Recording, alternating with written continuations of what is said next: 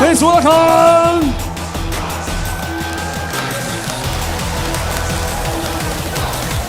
We have Naplai for jungler, Winter for mid, Tuturu for farm, and Shin for roam. Yes, and without further ado, let's do the fist bump and let's start this second match. Fist bumpnya, ya tim kamu yang mana? Sama Winternya, iya kamu ke sana. Fist bump, fist bump, fist bump, fist bump, fist bump, fist bump, fist bump, fist bump. Iya. Oke, kita nggak mau buang masa nih. Ini sudah ribut-ributan nih, harus tahu nih siapa yang menang. Please, my lady, sir. Yeah, you can fist bump me too, it's okay. Alright, tanpa berlama-lama lagi cucu karena mereka sudah siap dan kita semua sudah siap. Semuanya sudah siap? Wah, lembek ya. Semuanya sudah siap? Are you guys ready? Alright then, kayak kalau mereka sudah siap dan casters are all ready, so casters, take it away. Right, we are back with another little bit of a funsy match. This time around, it's going to be Team Honor against Team Kings. A little bit of something of a tradition now within these global tournaments, right? Yep, it's going to be a best of 2, and I think we, 2-0, maybe 2-0 to somebody, I guess. I mean, King can't go wrong, right? No, King can't go wrong with this. He has a tendency to. I don't know how in this best of 2, but I think we're gonna go to a third game somehow. Yes, he'll find a way. He'll be like, hey, here's a forfeit. We need to go into a third game. Yeah. Let him play. Let him play some more. But yeah, it's going to be, you're going to see some more familiar faces on the desks as well. Obviously, we got Vitality's Winter. We have, obviously, some other like ex-pro players as well. We even have Dolia, so yeah. I don't think is Winter actually going to be mid and Dolia is actually going to be support. No, you know what? She's gonna dive into the opponent backlines right here on stage and use the wave breaker and everything falls apart. She's gonna be singing some songs, I would think. That she's been doing that quite about, you know, even in the talent room. Yeah, so it was a very interesting experience to say the least. I gave her a 2.5.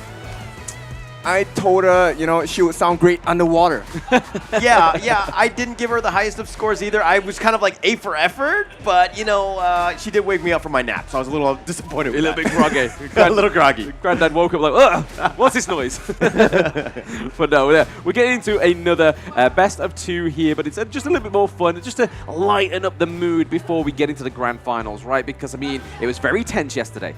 Is she gonna be able to wear She can't even put on the headset. Probably not. Yeah. Probably not. Hey, why not? Let's just show comms, right? Show comms. Okay. So she has to pick Dolia though, right? Like, you know what I mean? Like she's flaunting it. Like I would expect her to pick it's an obvious fan, right? What if she picks Dune? she's a main Dune player. She's just like dressing Dune up player. as Dolia. Got it. She's gonna dress up for Dune in the next. Yeah. Oh, you were the Dolia last time. You look so different. Does Dune sing too? Sing the tune of your death, right? Slam the unruly blade into the floor and all hell breaks loose. Yes, we're getting a little bit of the war room feature here, aren't we? I love this camera. It's just so cool. It's as if they're going head to head, but they're not. It's just a nice little blend here from the production. But again, it's just going to be a little bit more of a fun match between these two teams. I can't quite remember which teams normally come out on top. Is it King Honor that has more wins, or is it Team King that has Well, more? according to the audience live here at Lippo Mall Kamang, Pai is going to lose Oh, and Boots okay. is going to win. Okay. And you know, it's not even about what the scoreline is. It's about how fast this game is going to be. But we have Shin, right? There's Dolia in life, real life Dolia. Maybe she can turn the tides, I guess. You know, she really didn't put on the headset. Yeah. She's like, you know what? My costume is more important than any sort of comms. This is like every single one of my ranked games, right? Nobody wants to talk. It's like, I would rather just look good. So what you're saying is all your ranked player teammates are just sat in Dolia costumes? They might be. It makes sense. This is why they don't listen and they don't talk back, is because they have the Dolia costume. It all makes sense to me. And she uses this. They use all the celestial melodies, so your loss is refreshed. Next game, loss. Oh, no. I expect her just to get up and start going, you have a celestial melody, you have a celestial melody, just to the crowd. God. Make it stop, make it stop. But we should get into the BP very soon with this best of 2, right? And we're already seeing it. Oh, okay. Ooh, okay. A little bit of flavor. I mean, this is our ranked teammates kind of got a team comp. It's the Arthur coming through. Okay, all right. Every time I see an Arthur on my team, generally speaking, does not do well. I think they tend to be a little bit newer to the game, not to bash Arthur players. I just did. But I think that this is a good situation. I think that he's a very beginner-friendly hero. And I mean, he's a great as a Clash laner. He definitely does his damage, especially if you don't know what he's kind of run at you and do. So you got to be a little bit careful in that sense. But he's a good hero to kind of start off the picks with. A little bit of spin to win, right, baby? Yeah, spin to win. You've got the CC from the Daji as well, and you've also counter from the Lee and Po. But if you look over to the side of Team Honor, they're taking it serious, right? The Guan Yu, the Orgren, the Lady Jen. I mean, Pai wants to prove people wrong, right? He wants to prove the audience wrong as well. They said he's gonna lose in 6 minutes, so that's a threat on his brand and reputation as well, especially coming out from Alter Ego. Yeah, so on these teams, we have obviously Pai, we have Nap Live, we have Winter from Vitality, we have Tutoru, and then we have Shin, who is the Dolia. And then over to the side of Kings, we have Onik Lydia, Feeks, Onik Meme, Clover, and then Boots as well. So some familiar names, I'm pretty sure a lot of the players, a lot of the people in Lippo Mall are used to. Yeah, I'm just kind of thrown off by this draft pick, this layout right here with Feeks and Clover kind of they have a gap. Like, I don't know what to think of this one, but it's an interesting one. I mean, you've got the first phase being picked out here. But again, I kind of like the Daji. We haven't seen the Daji almost the entire time that we've been here. Yep, so this is going to be interesting. I don't think we've seen it at all in like competitive tournaments, so this is probably the first time it's actually come on stage. Okay, Yaria coming out for Shin.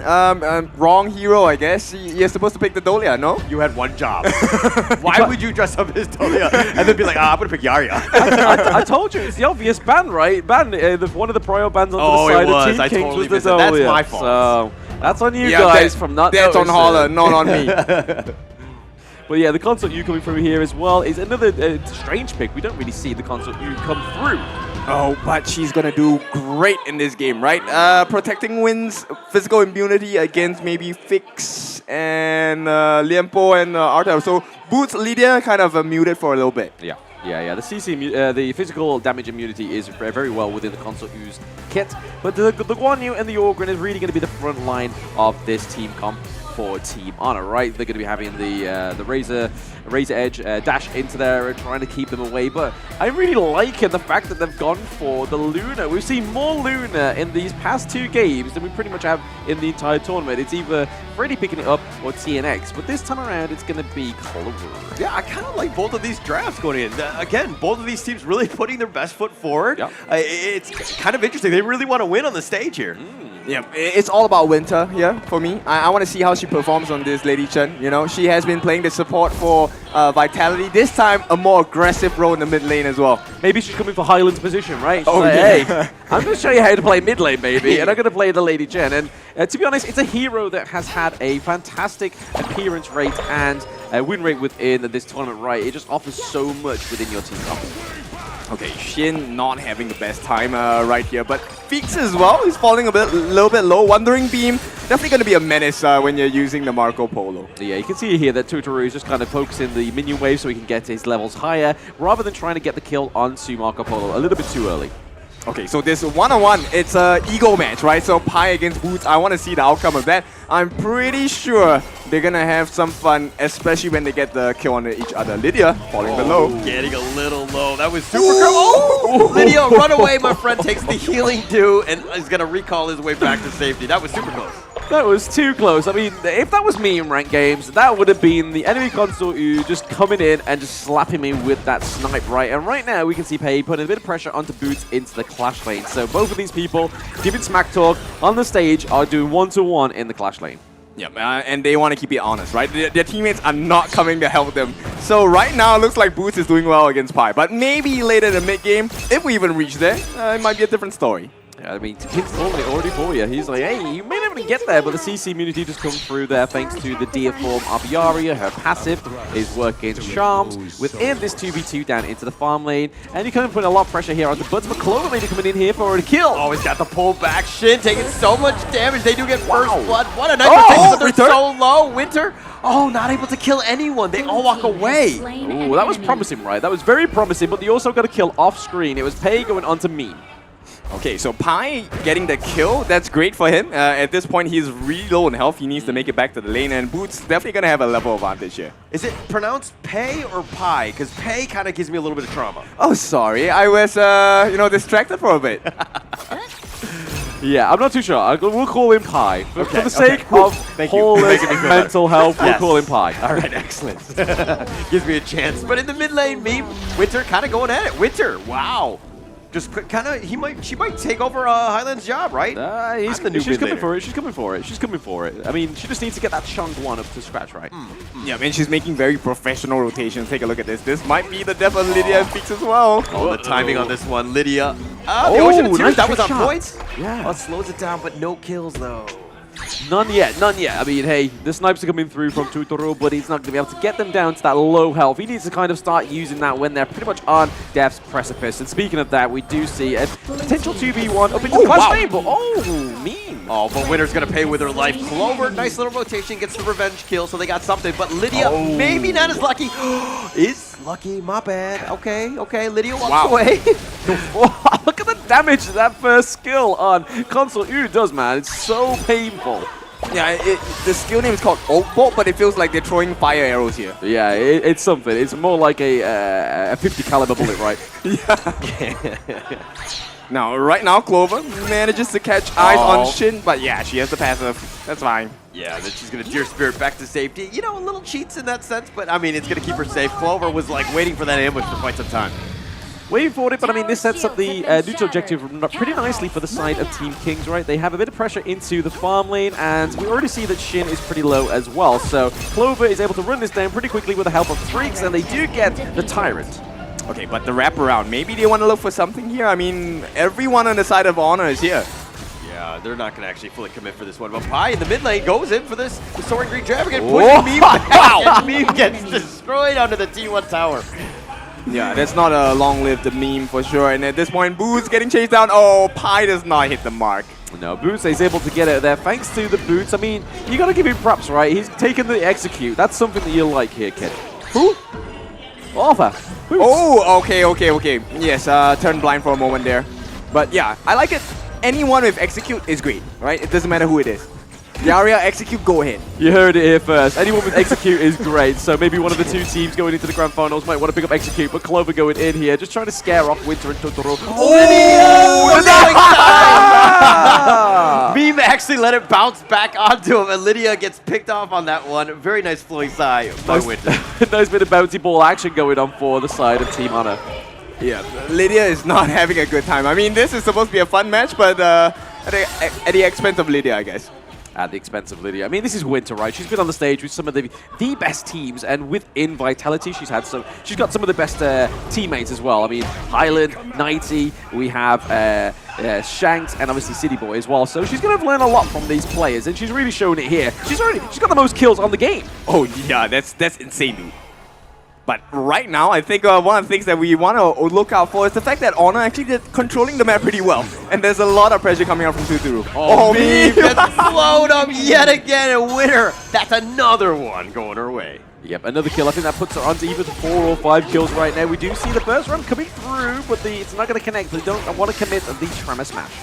Yep, they make this Verdant Protector look so strong. Very, very strong. That CC coming through just kind of keeps him away from it, but Boots there is just Pi putting a lot of pressure there. See, I almost said the other P word that gets Hauler a little bit going, but I didn't. I said Pi. Yes, thank you so much for that. Pi makes me great, and I love Pi, but Pay, that's a whole nother story. It's a completely different one. But, let's talk a little bit about this one. Team Honor right now, they are kind of, I mean, they do have a lead, but the net worth is really not that high. I mean, Winter going in for this one. First Ram, Tremor Smash, but Lydia flashing away, not able to get away from Nap Live, who does chase you down. And it looks like they're going to take this bottom C1. Tutoro is actually playing really well on the console U, but it's just kind of like, they're not connecting as much yet. I mean, I feel like it's going to be a little bit more of a surprise into the mid to late game when you can kind of have those team fights, but then forget about the console U. Oh yeah, true. But right now, I'm curious to see how he will play the rest of the game, right? And, he's played with us before. He played like the class lane in the show match. He did. He played Yukio Tachibana, right? Yeah, and he performed really well in that game, right? So at this point, Really impressed with his performance so far. I mean, he played well on the Yu-Gi-Oh! Tachibana, but I want to give all props to my dude, okay? Oh, okay. We'll give you that credit, right? And of course, we had the... Oh no! Got oak bolted into the face. Meme has died quite a lot, unfortunately. Has not had the greatest of games. Yeah, one of the best strengths of Console U is that range, right? Just being able to be from a very safe distance. You obviously, if they do dive in onto you, you've got the physical immunity as well. And then obviously with your ultimate, you can bounce away, but also give a bit of a second CC over to your enemy team. Clover! A series stab pulling them back in. Winter does have the Verdant Protector, though. He's going to go under tower. They want to die for this. But Winter gets smashed up. The Trevor smash was on point.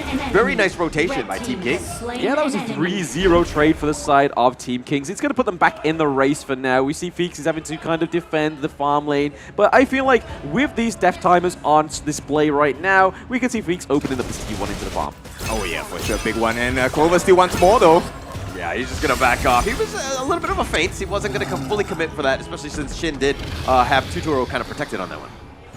Yeah, right now we do see Winter and Nap Life all backed up, as well as Pi. And unfortunately for Pi, his Clash lane has been pretty much taken for that T1, right? Apple, crumble, pie. Yeah, Apple, I mean, crumble, pie. Delicious. Map That'd be great. I'm hungry now. But in any case, they are hungry as well on the side of Team Honor.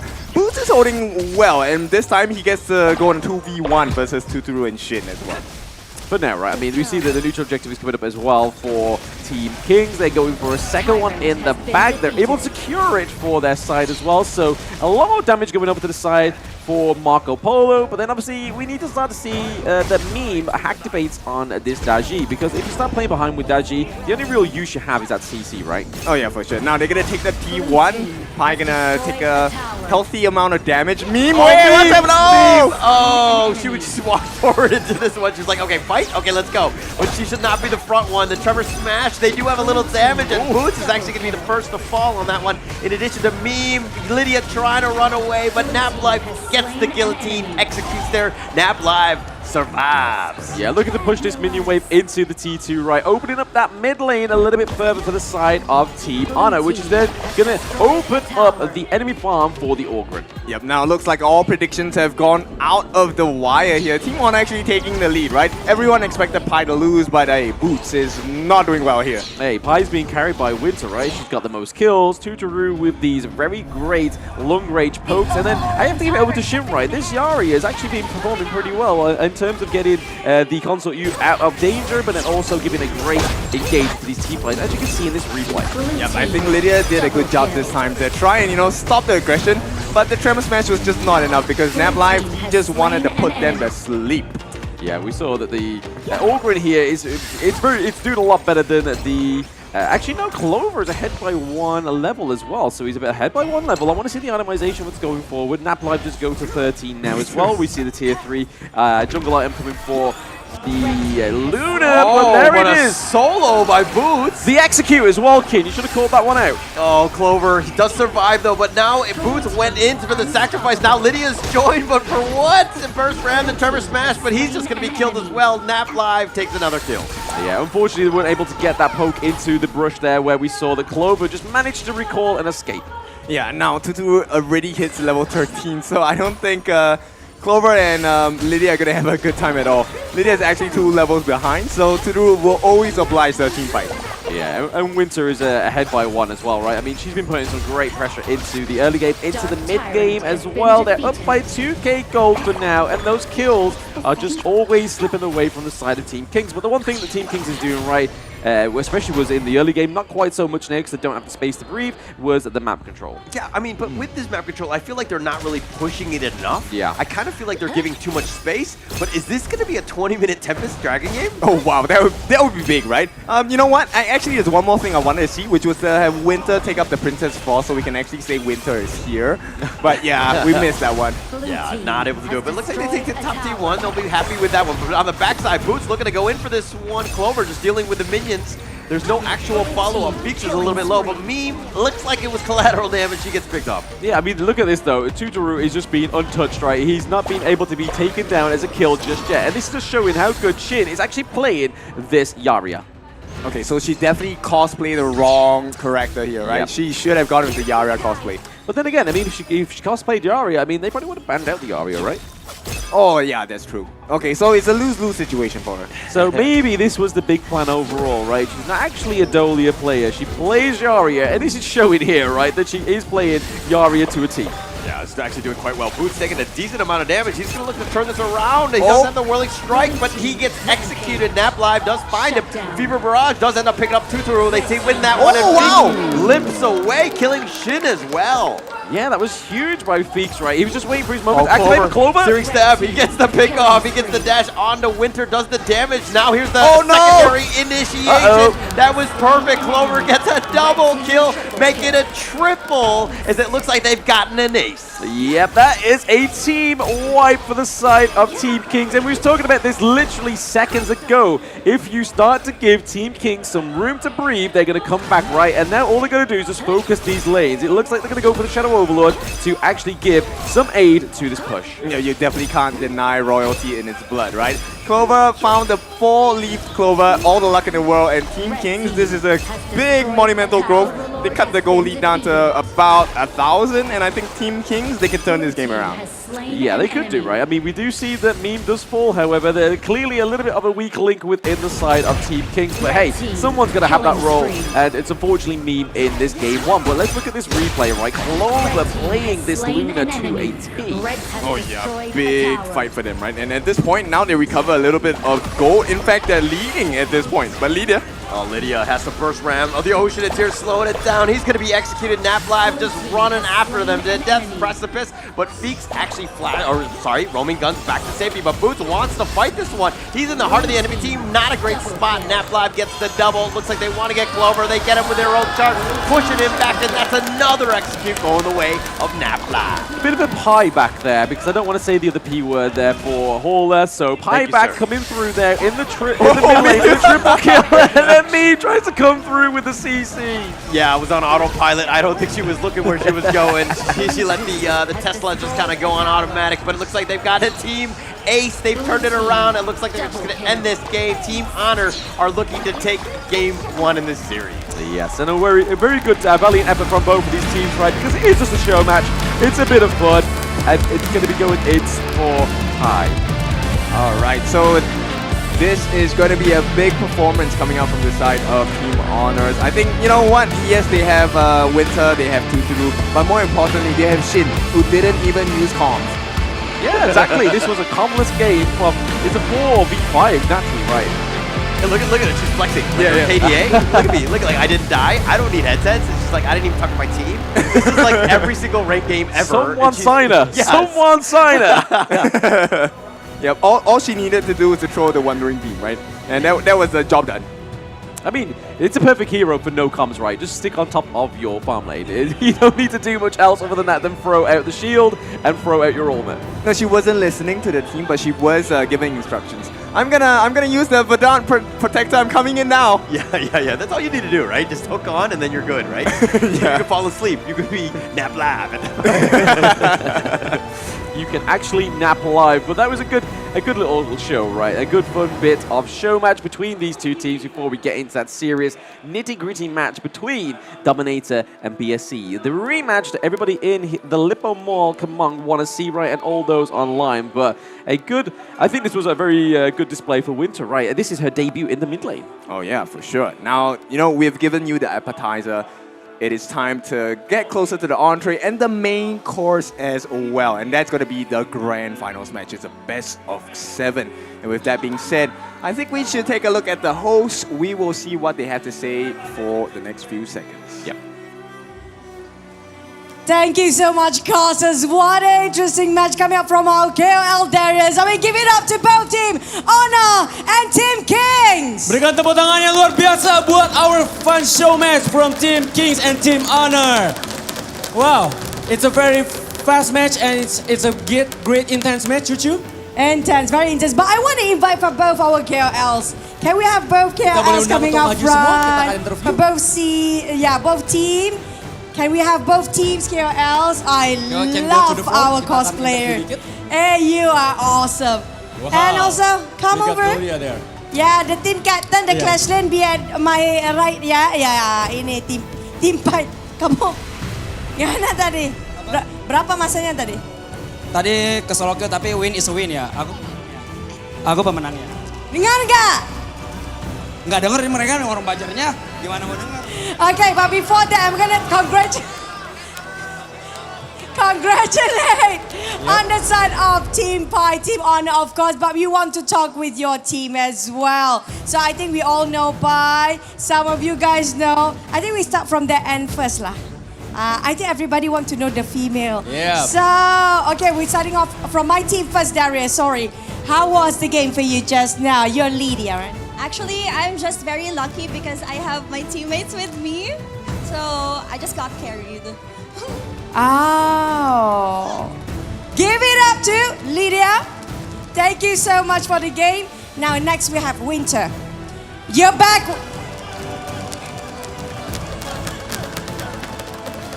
I mean, I don't have to ask you questions. Anything to say for your fans?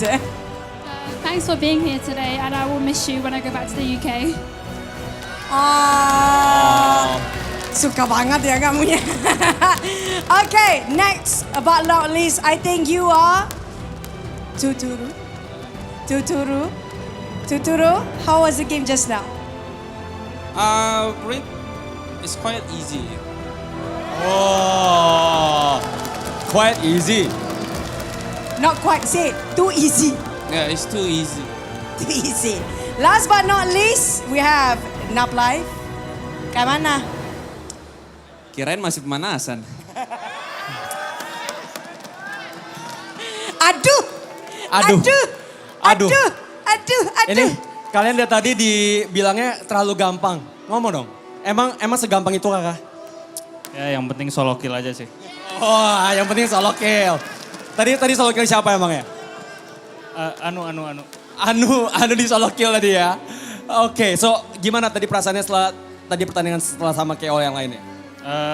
Ya meskipun kalah tapi tetap cukup puas lah sama game yang tadi.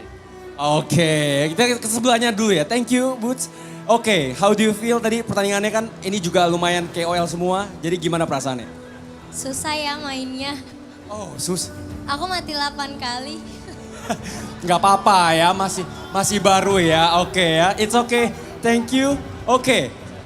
Kalau tadi dibilang masih baru, ini sama nggak nih masih baru juga atau gimana perasaannya? Ya aku udah lumayan lah, bro. Oke, jadi kalau misalkan tadi buat yang tim sana, ada nggak yang susah banget dilawannya? Ada. Yang pro player itu. Pro player di sana tuh ya. Ini kayak dibully ya dari sana ya. Oke, so you happy with the game? Yeah, of course I'm happy.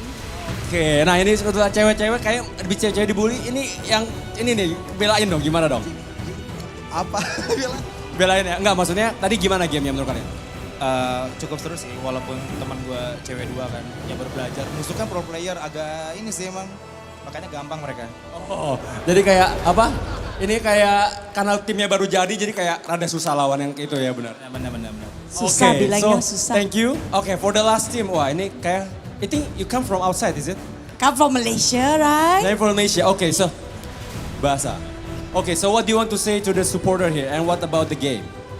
Okay, terima kasih kepada yang datang ke mall ini untuk nonton HOK Championship Grand Final and game tadi sih gak ada komen sih. Gak ada komen ya. Oke, once again kita berikan tepuk tangan untuk tim Honor and Team Kings. Terima kasih kepada semua KL. Thank you so much for KL. Thank you, Pi, Naplai, Winter, Tuturu, Shane, Boots, Clover, Mimi, Fix, and Lydia. Thank you so much, Thank you so everyone. much for the fun match. You guys have been amazing. Ayo, suka ya. Oh, nampaknya Winter amoy. Winter aja semuanya ya.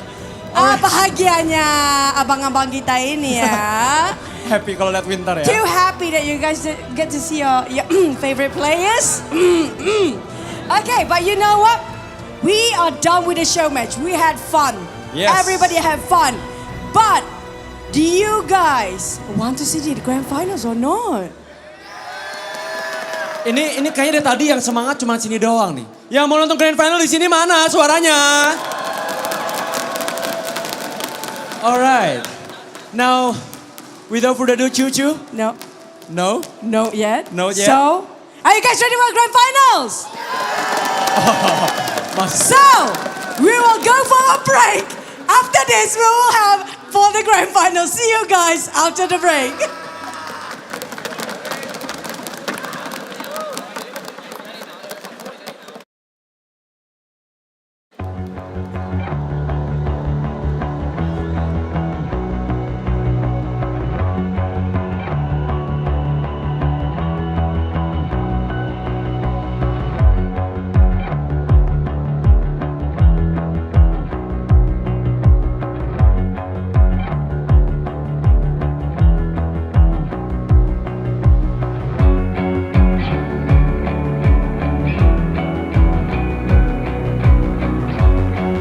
Welcome to the 2024 Honor of Kings Championship, the pinnacle esports event of the year, where 16 best teams from all of the world clash on the stage for the ultimate glory.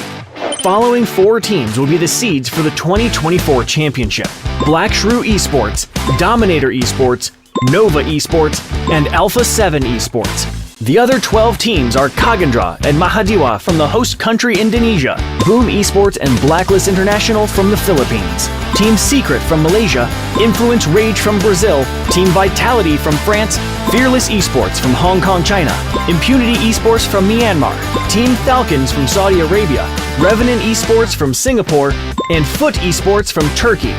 2024 Honor of Kings Championship will commence from October 12th to October 27th. The journey will start with the group stage from October 12th to October 17th at MGP Space in Jakarta. 4 seeded teams will be randomly drawn into 4 different groups. Then the remaining 12 teams will be randomly drawn into these 4 groups, each consisting of 4 teams. Single round robin best of 3 will be played. The top 2 from each group will advance to the knockout stage. The knockout stage will be divided into a winner's bracket and a loser's bracket, playing a double elimination best of 5. The knockout stage will be played at 2 venues. From October 18th to October 20th, the first venue is MGP Space. Teams that lose 2 matches in this stage will no longer have a chance to advance or participate in any further stage. From October 25th to October 27th, the matches will be taking place at Lipo Malkemang. It will feature intense competitions, with the winning teams of the upper and lower brackets advancing to the Grand Finals. The Grand Finals will be best of 7, and the winner will rise to the top and become the champion of the 2024 Honor of Kings Championship. This tournament features a staggering prize pool of $1 million, with the champion taking home an impressive $300,000. Join us on this incredible journey. You can catch our live streams in-game or through our official channels. Plus, we invite you to experience the excitement of Honor of Kings esports competitions in person. Enjoy a variety of engaging activities and enticing rewards on match days. Watch live streams and participate in in-game events to win free rewards.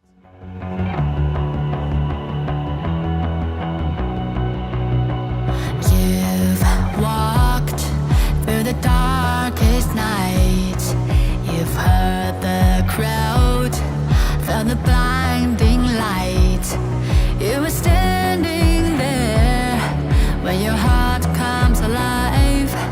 It's a dream I've had, and it never dies. Right here, right now, give it all, get it out. Never a surrender, I fight and never fail. I am a contender, a challenge I can feel. The smallest lies become the brightest enemies, relentlessly. And even if you fall, you gave it everything to be a king.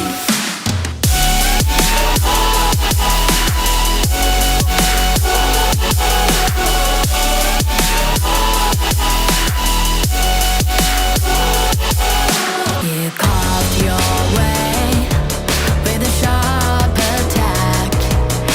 You watched it all burn, and you never looked back.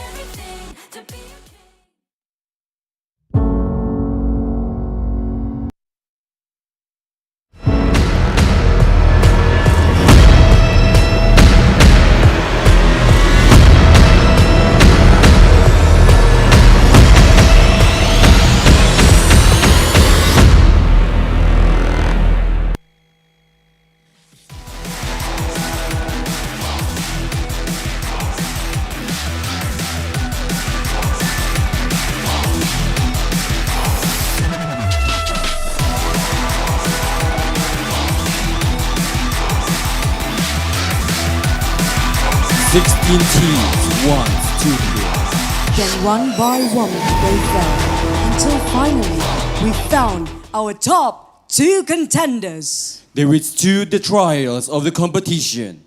They battered their foes and kept looking forward.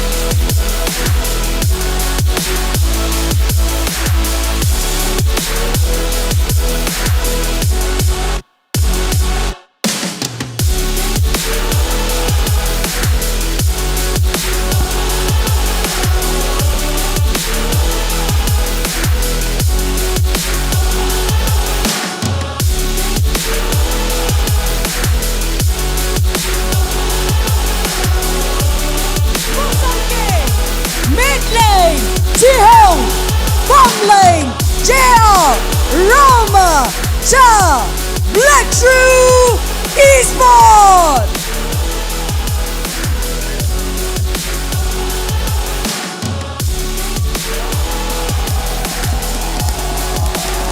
Dominator Esports!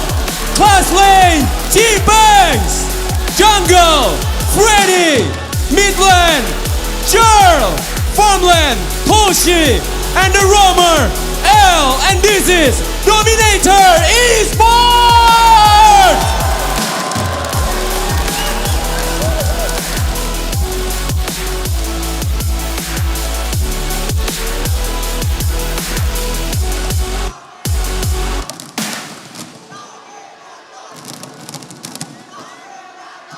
Right here, right now.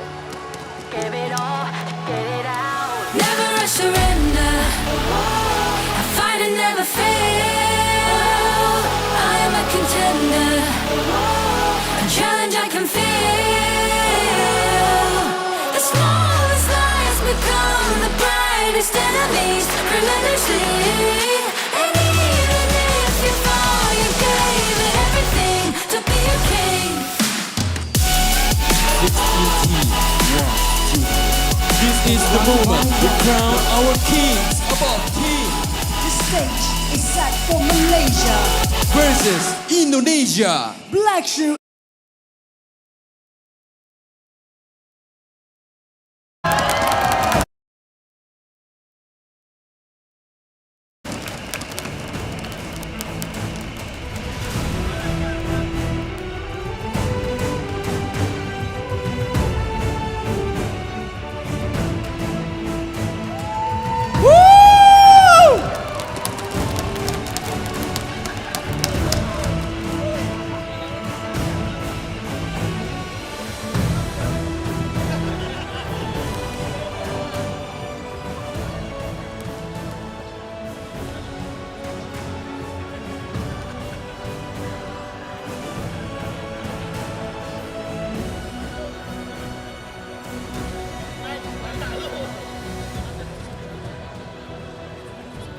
Players, let's start at the grand finals with a fist bump.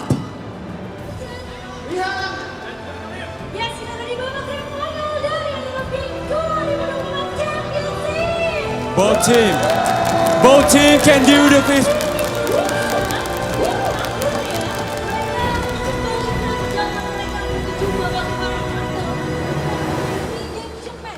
bersama dengan Shrew Esports. Semoga jadi redemption match ya. Jadi match di mana mereka bisa membalaskan dendamnya, mereka punya jalan.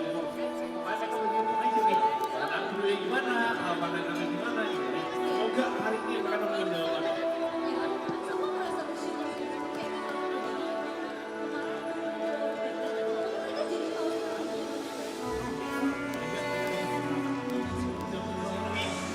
Right, we are back with the grand final match between BSE and Dominator Esports. You've just seen there, they've all been led to the stage and been dancing all the way to the stage as well. And we were dancing along with them, right? We were getting to the rhythm of the beat because everything in this Lipo Mall in Kamang is absolutely heated up, right? I am Blam, and once again with me is Hola, and your favorite kind of tofu, it is Kin Tofu.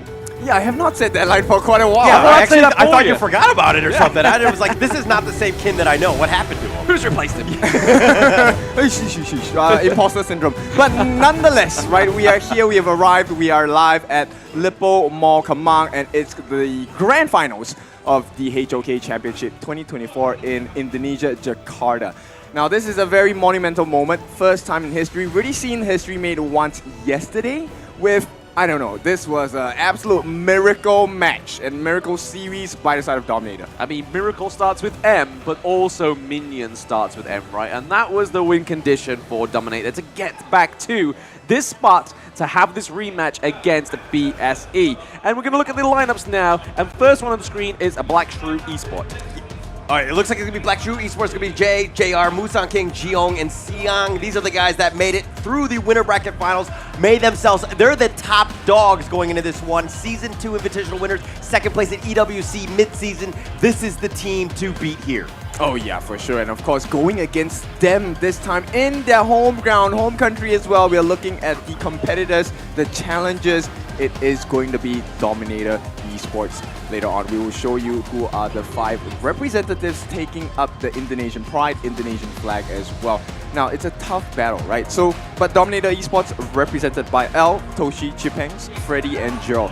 This 5-man strong army. They're not a team, just a team, they are an army as well. I think they really pulled through on a very long day yesterday. Yeah, I mean, we could kind of say, like, a lot of people have been saying that they've had the easiest run within this knockout brackets, right? But yesterday alone, it seems like they've improved so much because, yes, they lost 3-1 to BSE, but then they were able to get 2-0 up from Team Secret.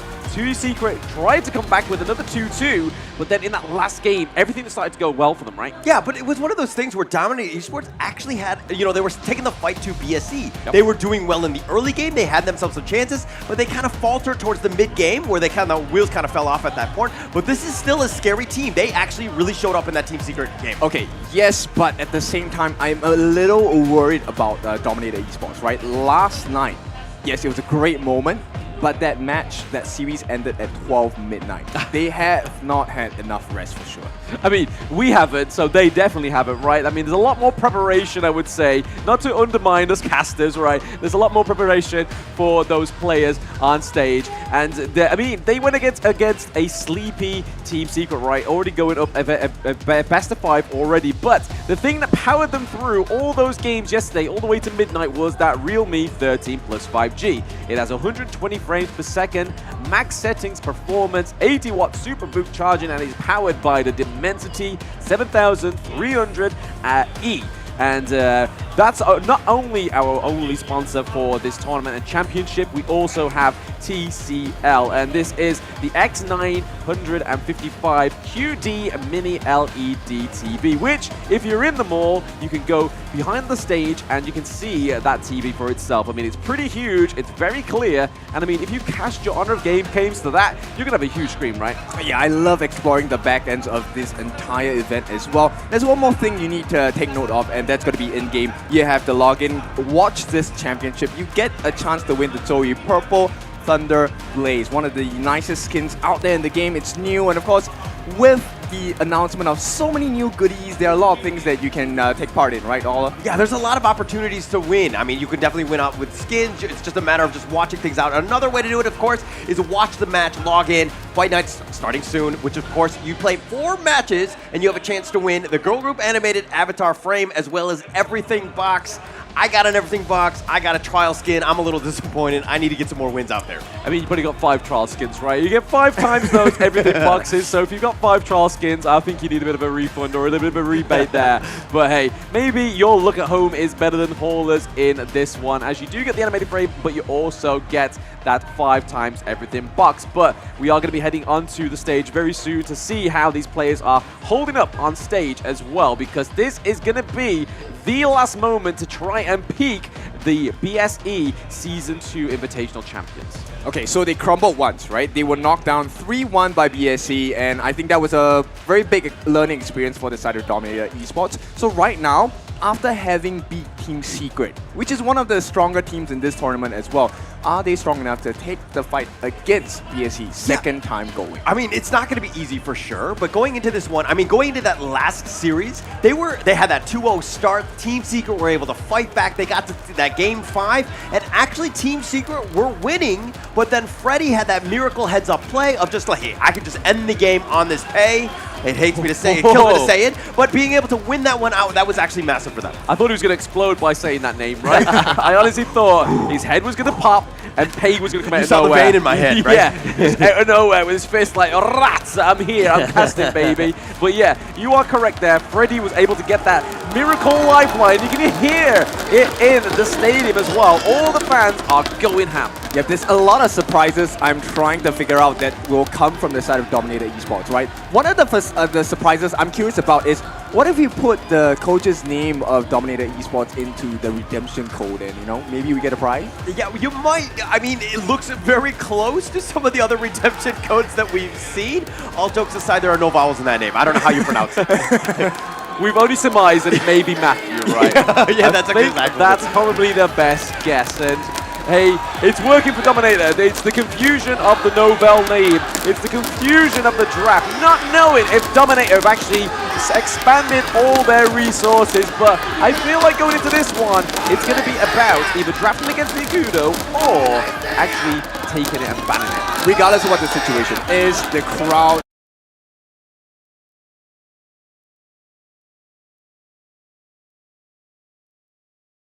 as well. So they have this huge home ground support. Can they make use of it? Yeah, and that's the thing. Where Dominator Esports have felt that ambiance, that buff, all of the cheering and the crowd, and then it actually empowers them in that first game. They really stick it to the enemy team in that first game. Okay, but even though the overwhelming support does seem in favor of Indonesian team DMT, there is some Malaysian flags flying in that crowd, so BSE is not alone.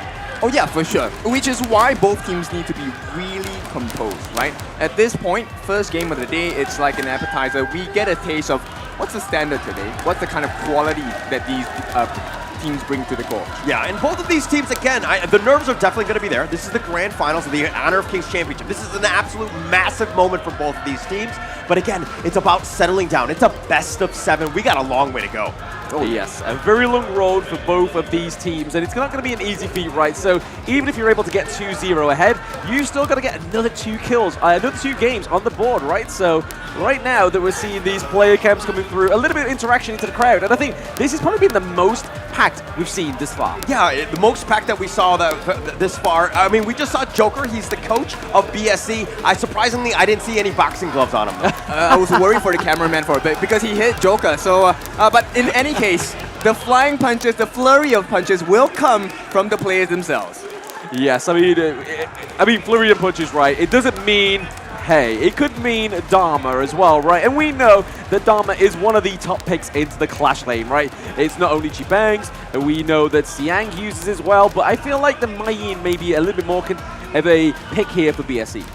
Oh yeah, there's many options, right? But like we mentioned, the main threat that we all kind of identify is have Dominator Esports figure out a solution for that Agudo pick. I mean, we hope so, right? This is the be-all, end-all of the 2024 Honor of Kings Championship. So we really hope that there is a little bit of a workaround for the Agudo.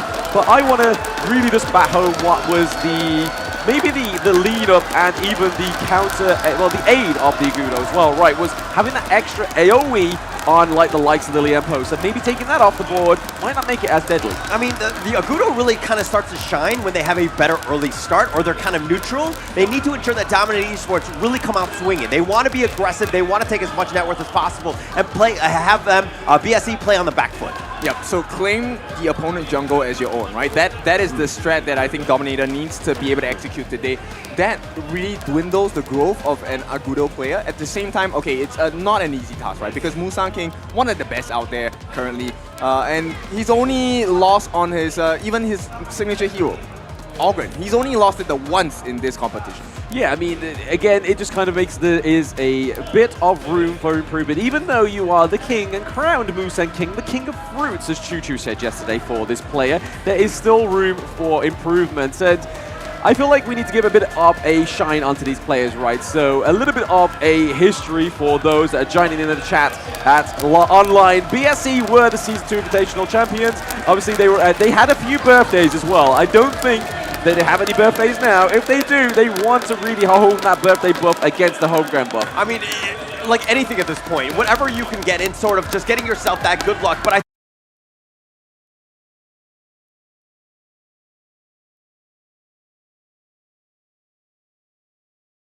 I play to that level. Yep, and that's an advantage they can take advantage of, right? Because having done it once for the Malaysia qualifiers, they are bringing that experience here into Indonesia. Now, this is a new region for them to try and conquer, but you know what? You don't back down. And for the Indonesian prize, we know they are very big lovers of big fights. They love to give you the aggression, and I'm expecting a lot of that coming out from Dominator. I just want them to be clean during their aggressions. The crazy thing is here, you can see Team Secret in the crowd, and Team Nova is literally behind the camera as well. So they're coming out to actually support BSE or even DMT as well. I mean, BSE need all the support they can get, right? But they do also have the statistics behind them. Like I keep saying, that the Season 2 Invitational Champions, they came second place behind KPL Dream Team and EWC, right? Yeah, that's a huge achievement, right? It's one of the global standards, and BSE is one of the teams amongst the world that are closest to it, right? Let's be fair, they are not there yet, but they're really close. Yeah. And at this point, the question is, Dominator, have they done enough homework? Have they done enough practice to be able to match up against a standard that they have never touched just yet? Yeah, just yet. I mean, that's the crazy part about this team. It's really starting to kind of peak up. I mean, they're really on the rise. They're doing very well. But I do want to comment on the KPL Dream Team. Yeah. That was an all-star team. They had to pull the Avengers to beat this squad, right? To give them a shot. And don't get me wrong, they did do it in the end, but they're going to go back. Now BSE, top dogs. How do they respond as being the champions going into somewhat hostile territories and taking it to this Dominator team here? Yeah, I kind of want to break it down lane by lane, right? So in these teams, we have, obviously, it's going to be Chipangs against Siang in the Clash lane. Who do we think comes out on top of that one? I think it's going to be Siang in the 1v1s, but in terms of team play, team fights, I think Chipangs takes that cake. Okay, so Chipangs against Siang, they both have their strengths, right? Yeah. Into the jungle, we're looking at Musang King, and we're looking at Freddy. Again, Freddy is quite a fresh face within this one, right? And Musang King is seeming to be a lot more of a brand name. So who are we thinking about that one? I mean, I will always go with the King until somebody dethrones him, but I was incredibly impressed with Freddy. The guy's IQ is very good. His map awareness is ungodly, as we saw in that game series, or that series against Team Secret. So this is a guy really on the rise, and he's starting to be a very scary player. People and teams are starting to take note of him.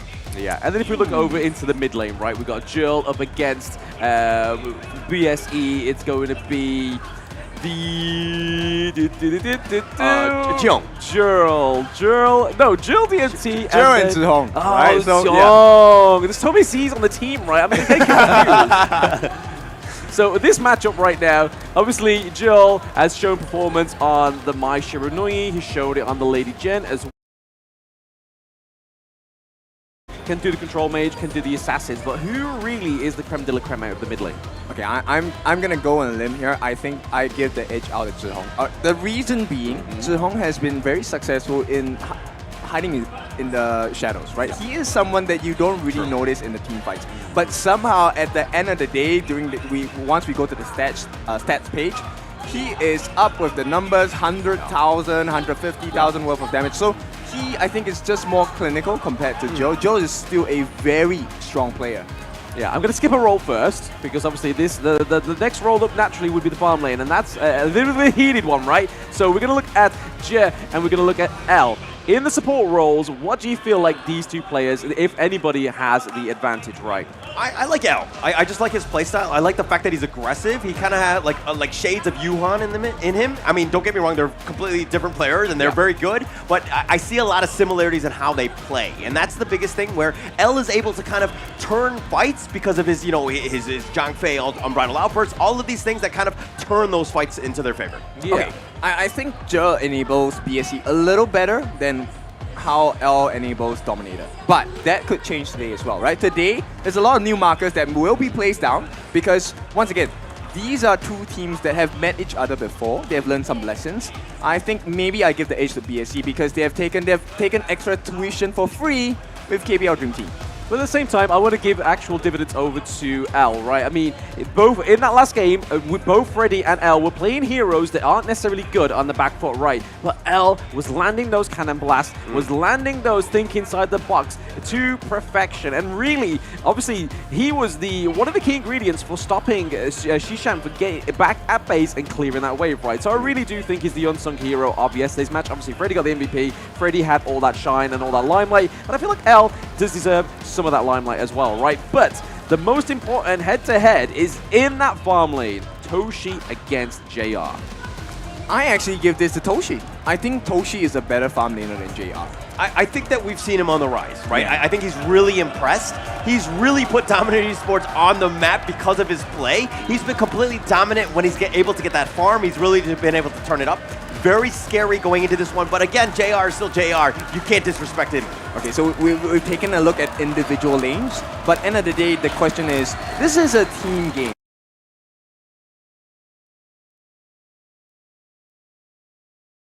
Stronger as a whole. Like I said, the stats and the statistics are stacked against BSC, right? They are there. They've proven time and time again, like you said, against the KPL Dream Team. Didn't beat them, but they gave them a heck of a fight. But DMT, with this crowd, it could do something magical, right? Yeah, and that's the thing, right? I mean, if they start off strong and they close that game out, I think game one is going to be monumental for them because not only do you win the game, you put pressure on BSC, but then you get the crowd behind you. They're going to be able to support you. And if you falter like you did in that last series, the kind of crowd, you lost a lot of morale very quickly. Yeah, but Indonesian crowds are known to be super supportive. Win or lose, they're always behind you, right? And I think that might be a big difference maker.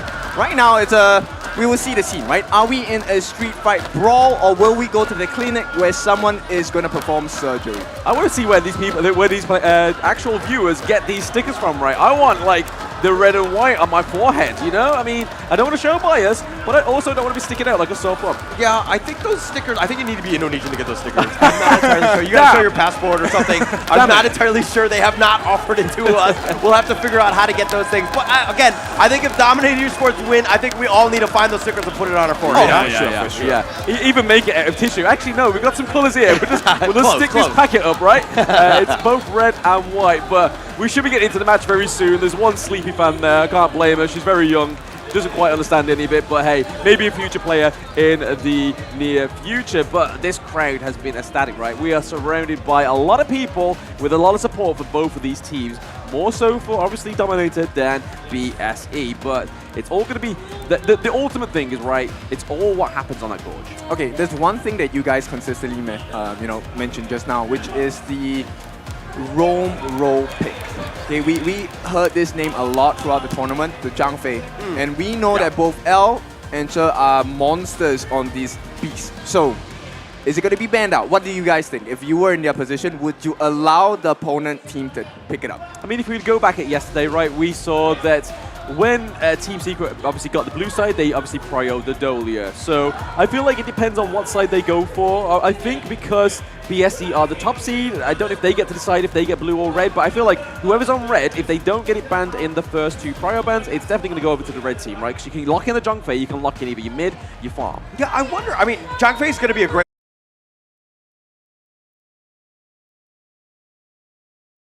Go with a Gudo pick first. Set the tone. Be like, hey, you have an answer for this one? Let's do our crazy strat that just controls the game and slows it down and quiets this crowd.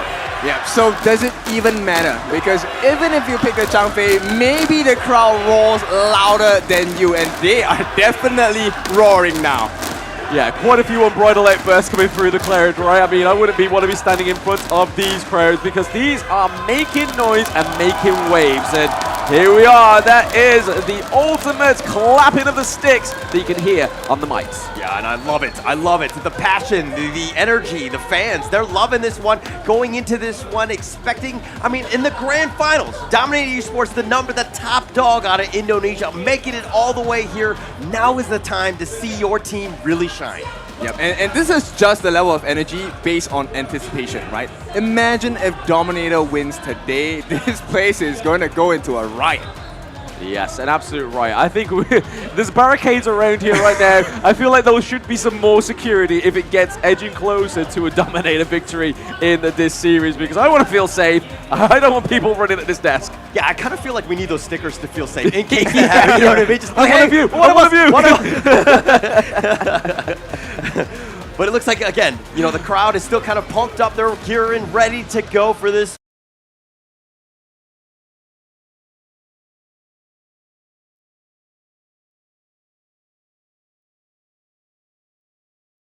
Find out who will be crowned the Honor of Kings champion. Yes, and if you haven't kind of redeemed this just yet, those at home and obviously at the Lipo Morkamong, they can see this redemption code on the screen as well for your chance to win some free skins. I mean, hey, who doesn't love a free skin? Oh, what's that? Not the Dominator coach's name? Oh. There's a vowel. Okay, There's a similarity, but there's a vowel. Yeah.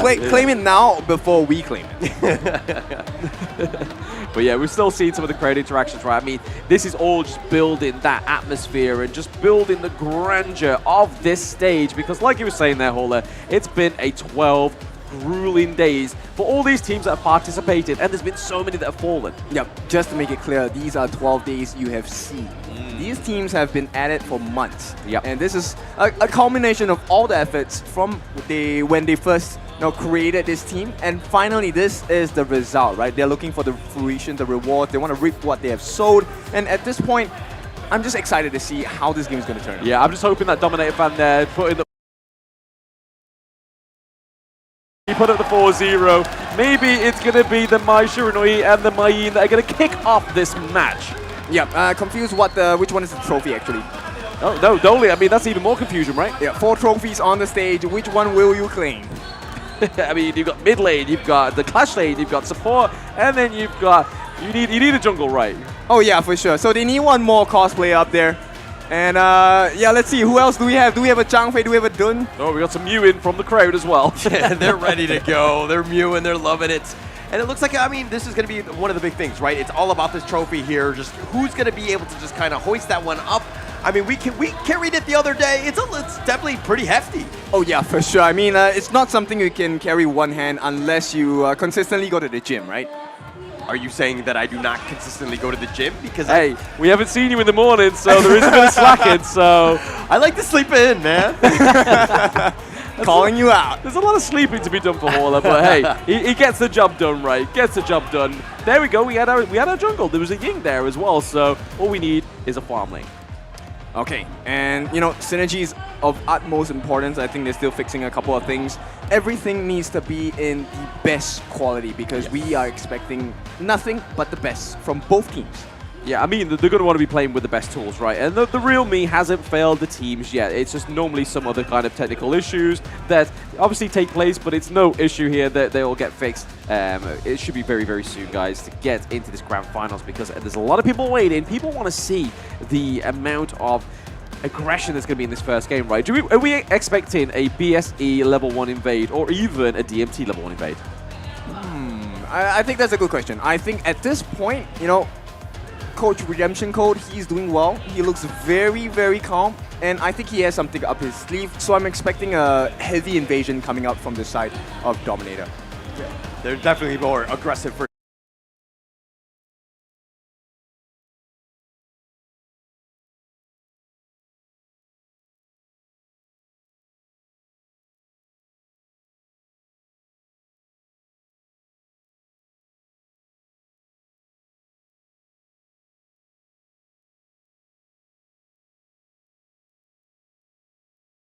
give some support to both of these teams. But now, I mean, DMT have got it here, right? So they need the online. They need people putting their hands up in the air and just collectively giving them energy to try and take this best of 7, because it's going to take a lot out of these players. Yeah, for sure. And don't forget TikTok as well, right? That's one of the main platforms we're also on. Did you mention 3 platforms or 4? Facebook as well. Oh yeah, there are 4. So 4 different platforms. Show your support for both teams. BSE fans, we want to see you online as well. You don't have to tag us. If you want to tag us, my name is @BlamMoba. And you know, just show him your love for BSE as well. Yeah, and if you got any kind of like combinations for my name, it is @Kindofu. So I'd really like to hear some great punnies in the chats for Kindofu. I mean, we could have quite a lot. I mean, your favorite kind of dog food, Kin Dog Food, or favorite kind of country, Kindonesia. Let's see what you can come up with creatively, right? Yeah, favorite kind of food, Kindomi. Yeah, I'm not going to get involved in this one. I'm afraid of where this is going to go. But there are plenty of opportunities. Do give us both of them a shout out on the socials. But whoa, a little bit of action going on before the game. Not on the gorge. But no, we're just waiting for, obviously, the technical thing to be solved. And it's just showing here for the fans, there's mixed motions, right? There's a lot of kind of like anticipation going on right now. Everybody just wants to see the action. Oh yeah, for sure. And right now the fans are getting a little more than they bargained for, right? They're looking for some couples action. And maybe we might see the couple interaction in the form of Ogren and Diadea for one of the teams as well. Yeah, I mean, it's come through before, right? It's not like it's something that we haven't seen being drafted within the Honor of Kings Championship 2024. So we may get that couple, or we could maybe even see like the likes of the Console U and the Shangyu come through, right? I mean, so it's a little bit different. I mean, there's plenty of opportunities to just kind of go throughout. I think, again, the first game, first draft, setting the tone, very important. But going into this one, I think that you would kind of pick something a little bit very meta. Don't try to change things up. I think you save those pocket picks for when you really need to go. Although of the Agudo run right now, I don't know if that's something that they want to set the tone with to kind of start off this game 1. I feel like they might save that strategy for a winning game, right? Example, if they are close to the 4th win, then they would pull it out, because you don't want to allow Dominator to be able to learn your strategies and counter it on stage. You want to pull out your ace card, your trump card, when they're tired, when they're exhausted after multiple games. Okay, all right. No, I like that, Coach Kin. I think that that's a really good idea. No, I mean, because like you're setting it, you win it out, and then it's one of those things where if you did it game 1, again, the whole learning process and they can kind of counter it and all that could be a problem. So you definitely do want to save that. But going into this one, like, I mean, we talked about the Zhang Fei. We talked, about how much, potential it has between both of the roamers. But are we going to, like, what other sort of hero do you think that they might potentially fight over here? Yeah, I mean, that's like you said there. I feel like the prio picks and these pocket picks are going to come through when one of the teams are already kind of beaten to the ground, right? When they kind of can't come up for a redemption, something like a surprise come through, maybe even 2 big picks come through for the side of BSE to come and smash through what the other team while they're down. Yeah, I mean, we're talking about heavyweights here, right? So at this point, heavy hitters, you want to punch through the walls and make sure you leave a mark. Yeah, speaking of leaving marks, I mean, we're seeing a lot of marks here from the audience. They're not quite knowing how to react to the camera, right? Some of these are quite camera shy. Maybe they've been on camera before. And even this guy is like, hey, I don't want to be on camera. He's right there. He's a good-looking guy. Yeah, he's close to us. Bring the camera over to us. We'll take it. We'll take it. Oh, the mewing. Oh, okay. Oh, the mewing. The mewing and the love hearts. Okay. But they're showing their bias. They're both Indonesian. Yeah, so spam some more BSEs in the chat because they clearly need to cancel this out. Yeah, I need to counter this in some way. But, Beautiful back of the head there. We saw ourselves. I didn't. Was it? Okay, was it mine or yours? It was all of us. Am I balding? What's going on? Quick, get the camera on the back. Let's see. No, don't zoom in, guys. Don't zoom in. All right. Now I'm self-conscious. I'm gonna have to back up a little bit. Yeah, I'm gonna cast like this forever now. But no, we're gonna be hopefully going into the game soon, right? But other than the kind of like level 1 invades, what are the other things that we're gonna be kind of preempting for this game? I think they have to take note of the late game, right? Dominator, I think they have the potential to really hold on to the early game as well. But that's when they start getting tired, they falter a little bit. And BSE expose 1 or 2 mistakes.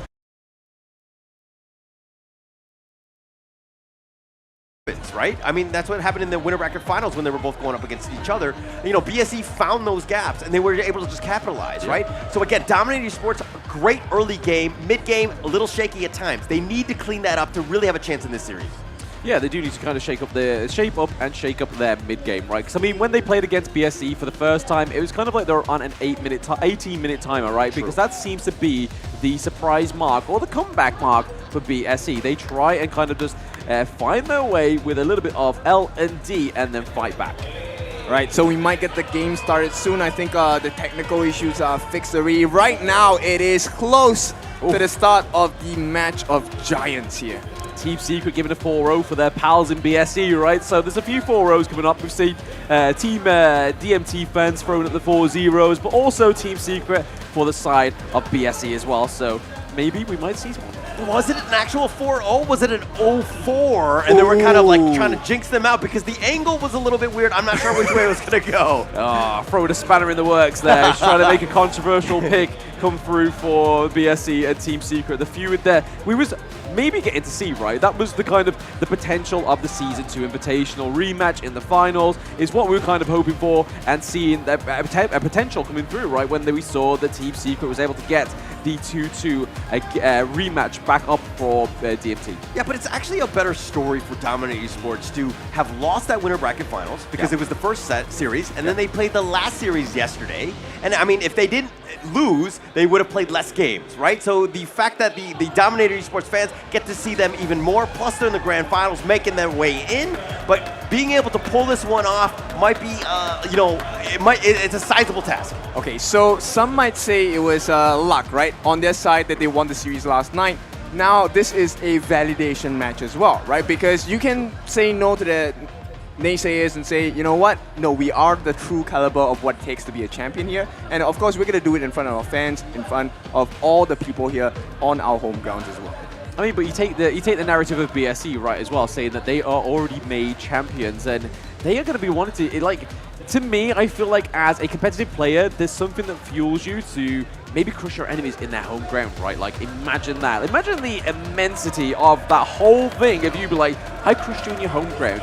You've got to wait till next year to come back at me. Yeah, and I mean, look, I know that the teams have been cordial, and I mean, the actual rivalry isn't really built up yet, but winning this championship will create that rivalry, right? There's going to be definitely some moments where, oh, look at him, look at him. Yeah, Cornet, one of the Indonesian casters as well. I like the way that he is having everything. What? I don't understand. But he's talking about Lee Han, right? He wants him to go bald. Yeah.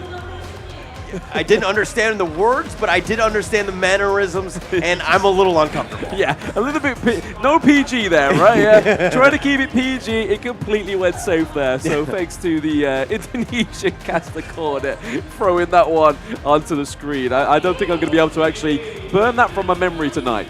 Okay, so all fun and games, but now let's get down to the serious stuff. I think the teams are getting ready for the ban picks.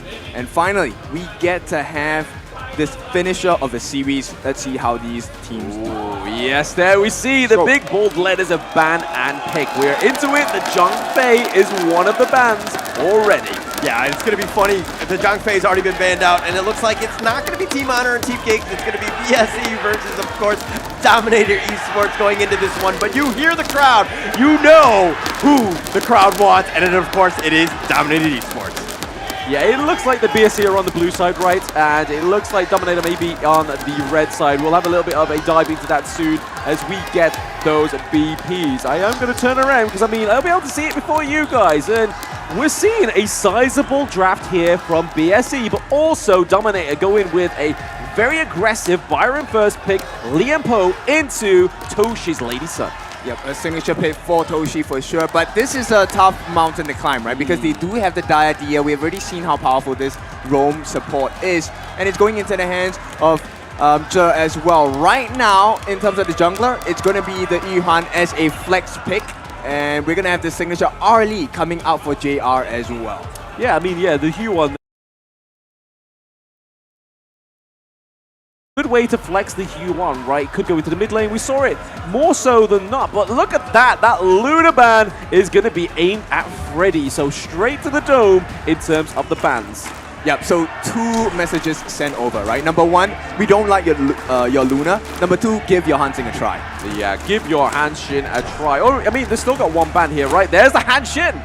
Okay, it is going to be taken out, and right now, completion, the last band, a lane. They want to make sure that Toshi stays safe away from Xiang as well. We already see how aggressive and how clean this is. Yeah, very aggressive, very clean, but I'm really excited to see how the idea comes through. But once again, Joel gets his Angela as well, right? I mean, they don't really have the sort for tanks, so again, there could be a lot of peel coming from the Gan and Mo onto the Angela, right? Oh yeah, for sure. Gan and Mo late game, absolute monster because of the amount of burst potential that she has. So it's, you know, DMT, they definitely want to close this game fast. Right now, BSC, the way they're playing, they're drafting, they want to head into the late game. They understand that, hey, maybe early game is in Dominator's favor. We will just outlast you. Yeah, the Sunset has been one of those tried and tested things for BSC for quite some time. The pseudo tank into the clash lane, the set sail, really be able to set up some of these team fights. And right now, Freddy completes that draft with the Musashi as well. All 5 members holding on to their dreams. Only one gets to fulfill their destiny. Only one, but it is Musan King on the Hue 1, isn't it? So that's going to be interesting. Healing coming from their draft. All right, so they're gonna start paying the respects here right now as we head into game 1. Storm clouds are brewing. Let's see how this game goes. Yeah, I mean, this is tense, right? I mean, now the crowd's calmed down. They are going into game 1. Black Shrew Esports against Dominator. The crowned Season 2 Invitational champs going against the new kids on the block in their home ground.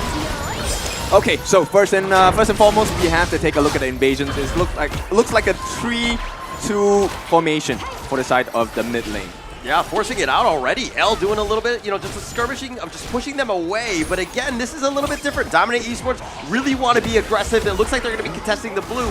Freddy does walk away with it. L getting a little bit low, does need to be careful. Xiang trying to chase after, but Freddy's been picked off. Jez going to get first blood, and L limping away somehow. It looks like he's going to survive. He does have a shield, but Dominator Esports down a member. Yeah, I mean, that Magma Slam, the shield for the Magma Slam really kind of kept L alive in that team fight, right? I mean, Diadea showing her real colors here with immobilization really enabled that first blood. Yeah, and this is a difficult position to be in on the side of DMT, right? So Dominator Esports right now, because they've given away the Azure Golem to Zhe as well, they have the level advantage, a slight goal advantage going to the side of BSC. Yeah, I mean, it was a very aggressive start for DMT, but we were kind of alluding to that within that first part of the interlude when we was trying to get into the BPs of Game 1. We was just hoping that it was going to be a bit more cleaner, right? There was just a little bit of more utility on the side of BSC. Yeah, but it shows, right? Black Shrew Esports, they have done their homework. They know that this is a potential behavior on the side of Dominator, and they instantly countered it. Yeah. Okay, it looks like Chipangs is just going to walk away on this one. But Musan King putting a little bit of pressure, making it a little bit uncomfortable, Chipangs. Musan King looking for that farm across the map, does have both buffs at the moment, while Freddy just has the red. Yeah, the big concern here is actually because Musan King is 4, he is level higher than majority of the cast on the side of Dominator Esports.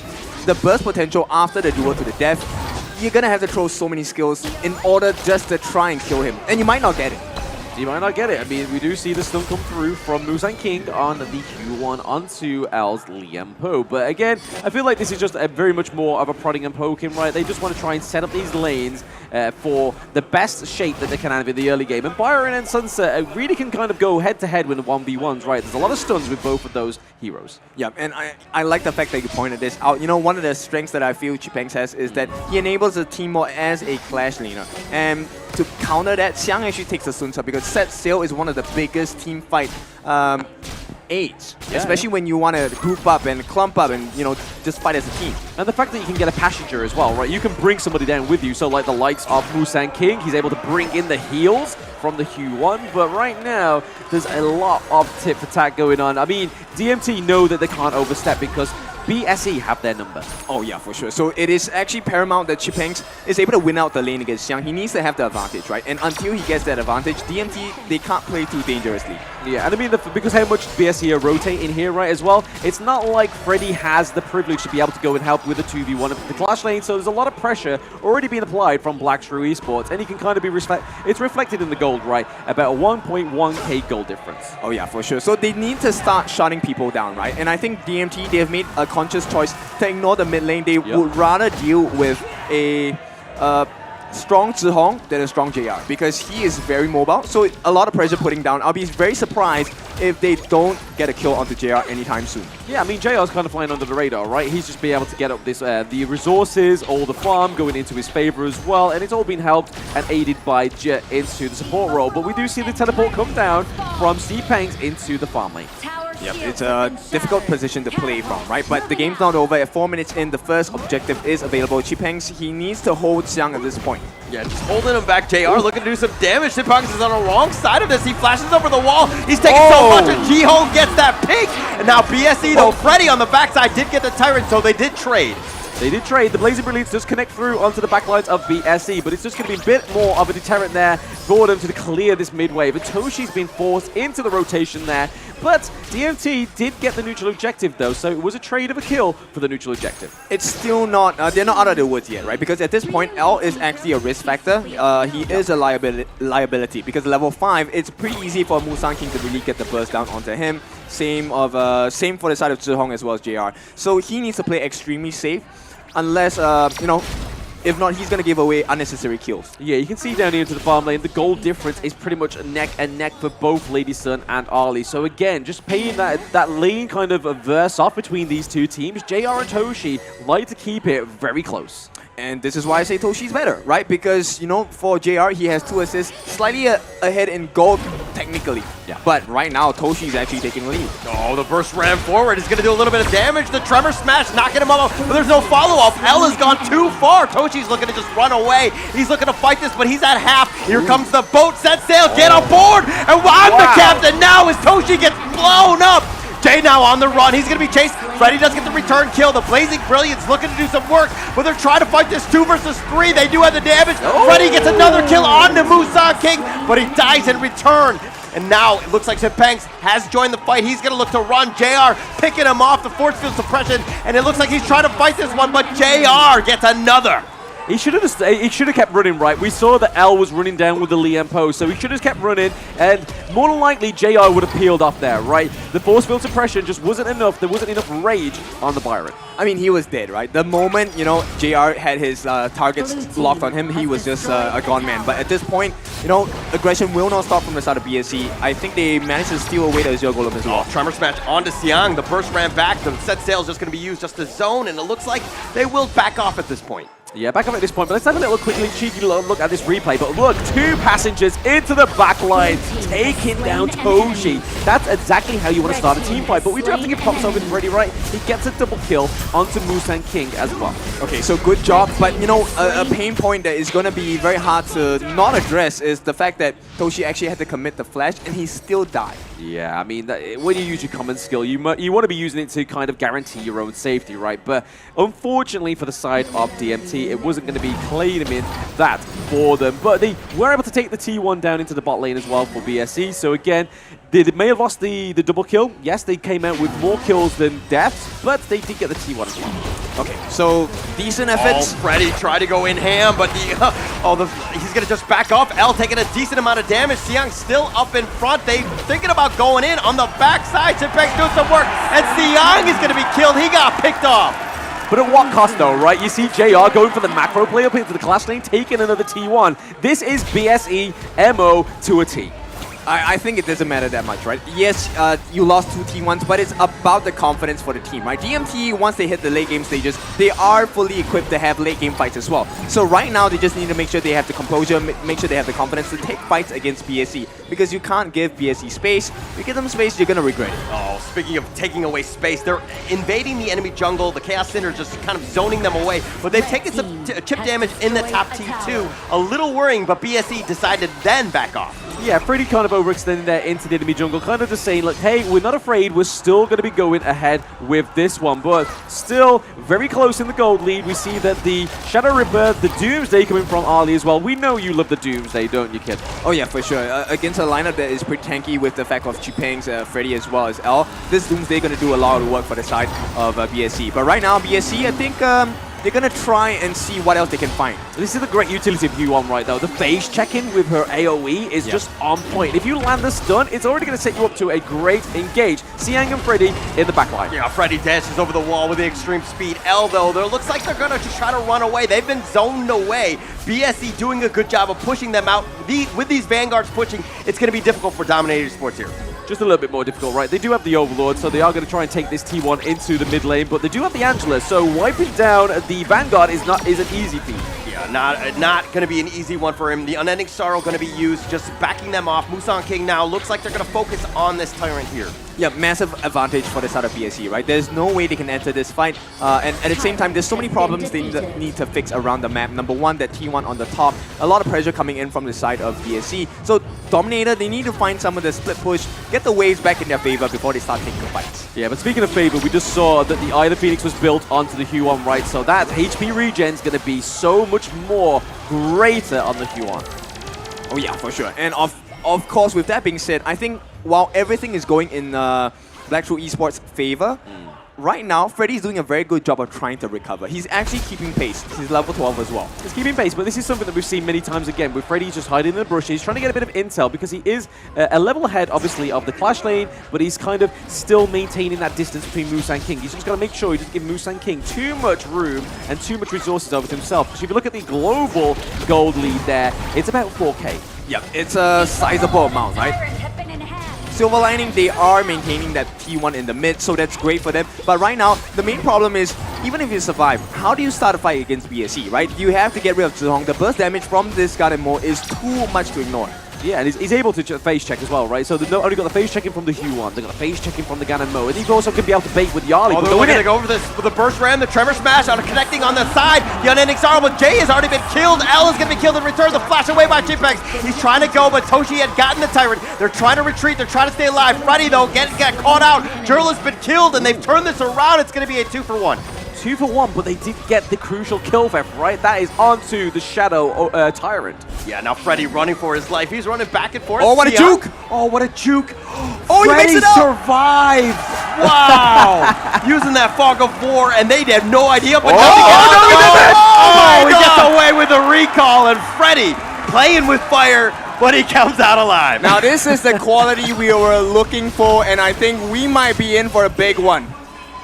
Oh, Sepang's taking so much damage from those, the couple of blades, but it looks like BSE now looks like they want to take the Overlord instead.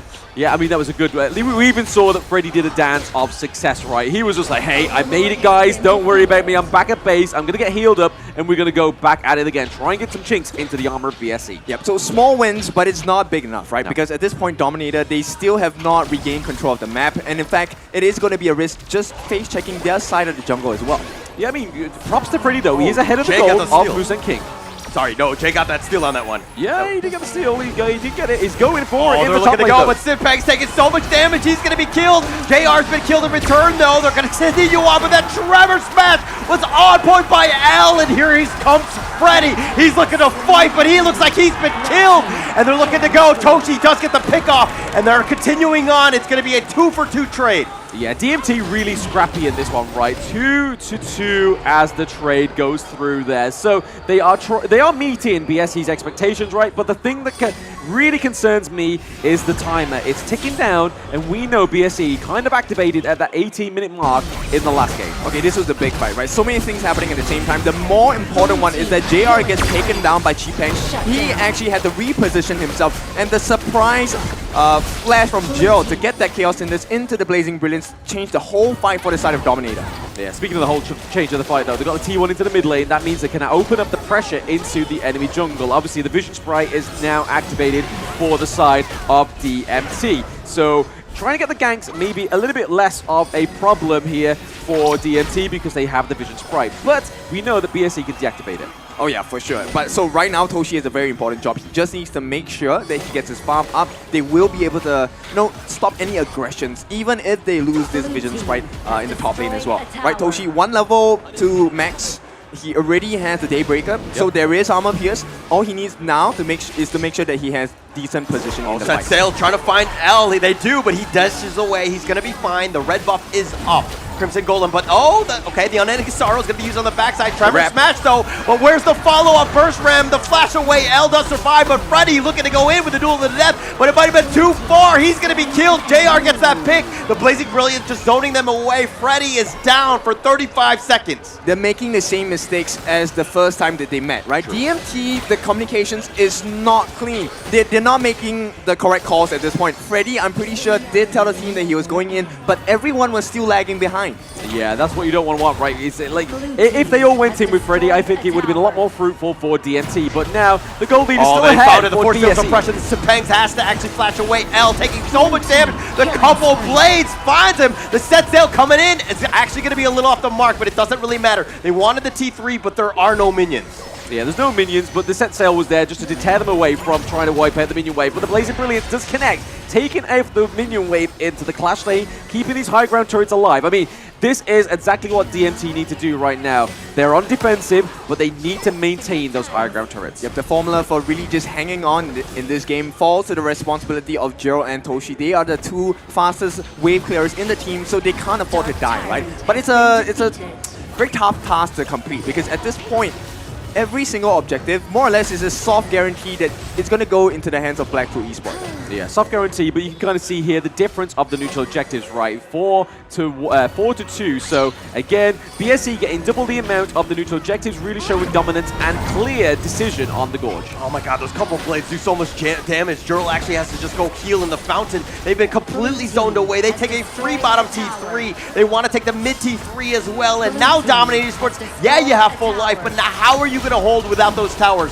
L is still up in front trying to go. The burst ram is going to be a little off the mark. He actually goes back to safety. Musan King, they get the nice connection, but Toshi's been blown up. Freddy, he tries to get back to the fountain. He's going to be there. Musan King is zoning him away. They don't have minions, but they end up getting Simpengs as well. The Blazing Brilliance just trying to burn them down, slow them down. They do get JR. Freddy going in for this one, trying to fight, trying to slow it down, but Freddy's been killed. Here are the minions. BSE, it looks like they're going to be knocking on this door. They will take game one. Yes, a very drawn-out fight into the crystal of Game 1. They were able to take it, though, because they were able to pick off the very correct members of DMT, right, like Toshi, able to pick off the rest of the crew. Just people who could do the damage. Freddy died a bit too far to take JR down. Okay, so it looks like Black Shrew Esports, they are pretty much the same caliber that they left with on the first time that they met, right? Homework done, preparations done. They're looking cool as a cucumber at this point. And Dominator Esports, I just have to say, this was not a bad game, right? They were showing some of the gaps in the early game, similar to what they did when they first met BSE. Right now is, can they fortify that later part strategy, right? Can they finish the game in the 14 to 15 minute marker? Yeah, I mean, this is the thing, right? They're really kind of limit testing DMT in this one, BSER, and it really shows. And I just want to give dividends here to that MO that they really used to, right? Opening up them side lanes really gives over the farm and the gold in the jungle to BSE. But then when that T1 into the mid lane opens up, it then gets even more detrimental. But then looking over to the points of the neutral objectives as well, almost double the neutral objectives than DMT. Yeah, it just didn't seem like Dominator Esports is the team that we know. It seems like they're playing a lot in terms of emotions. It seems like they're not on the same page. They're trying to make plays that are uncharacteristic of this team. I think at this point, Dominator just need to be in sync. They're not really, I guess they're not really talking clearly to each other. Maybe there are multiple instructions happening at the same time. But when Freddy makes a call, you need to go in. Because Freddy is pulling the team together. He's making the plays. The team needs to back him up.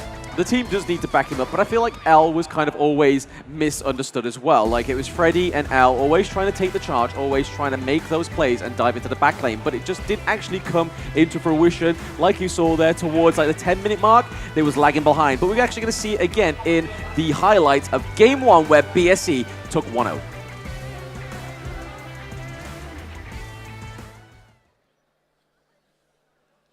Hi everyone, I'm Yuhan, and I'm the official 2024 HOK Championship Observer. The tournament highlight of the day is here. 3, 2, 1, showtime!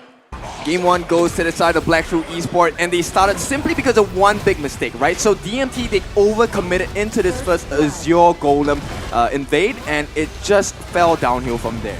Yeah, it was just a bit unfortunate, right? They went for a level 1 invade, didn't quite work out in their favor, and then they paid for it into the late game because we saw, and we're going to see on the gold graph, right? BSE always had a solid lead, and the set sail, the pseudo tank, Sun Tzu, just landing so nicely. Picking up Toshi is exactly what the goal is of that hero. Yep, and one of the things that, you know what, the draft doesn't really work that bad for the side of Dominator, right? They just needed the advantage because one of the things that they wanted to achieve was to get that Tremor Smash to force the entire BSE into a clump. But that never happened because L was always under level. Yeah, always under leveled and always underappreciated, it seems, as we can see from these team fights, right? He's always into the thick of it. He uses the Tremor Smash a little bit too early and then has to kind of exhaust the Magma Slam towards the end to try and keep him alive in the late part of the team fight. But give props to Toshi there, getting that crucial kill theft at the 10-minute mark. Yep, okay, so some very nice highlights there. I mean, that juke, that sneak as well. But more importantly, I think BSE, they were struggling to take a couple of the team fights, right? And this is something that I think DMT can take advantage of going into game number 2. Now, on the side of BSE, the big thing that I'm concerned about for them is how long can this stamina last? Sure, they're a strong team, but I think Dominator are close to figuring them out. Yeah, and I feel like on this one, Dominator Esports, these are fixable mistakes, right? It's just about coordination. It's getting everybody on the same play. It's just settling down. It's not like a draft issue or anything like that. It's just more of just like, hey, we need to play better as a team. Yeah, it's like Kim said, right? It's not the draft, it's the execution, but it's also the draft of BSE just being that little bit more smarter, right? They have the sustain from the Hue 1. They've obviously got the Destiny counter as well to zone out from the Diadea. And then we saw it, we noted about it so many times, that couple blades from Ganamo is just so oppressive. Yeah, and this is the benefit of the draft, right? So at this point, BSE has been playing the draft to their strengths, and DMT needs to recognize that. So right now, Dominator, I think what they need to do is understand, hey, can we draft a better draft for the execution and not let JR get the MVP here? Yeah, I mean, it's deserved, right? He's not only got the kills, he's not only got the damage, but he was doing the macro plays, which is, again, another classic BSE MO. This is the first thing I ever noticed about watching JR. He's just not a farm lane player. He is a ADC on the Gorge, and he's going to do whatever it takes to break down your base. Yeah, and JR, okay, yes, a little bit of shade, but at this point, JR, he has one potential behavior that I like that might cost BSE, but he likes to go into the front lines as well. And that's why he got caught by Chipengs earlier in the fight as well.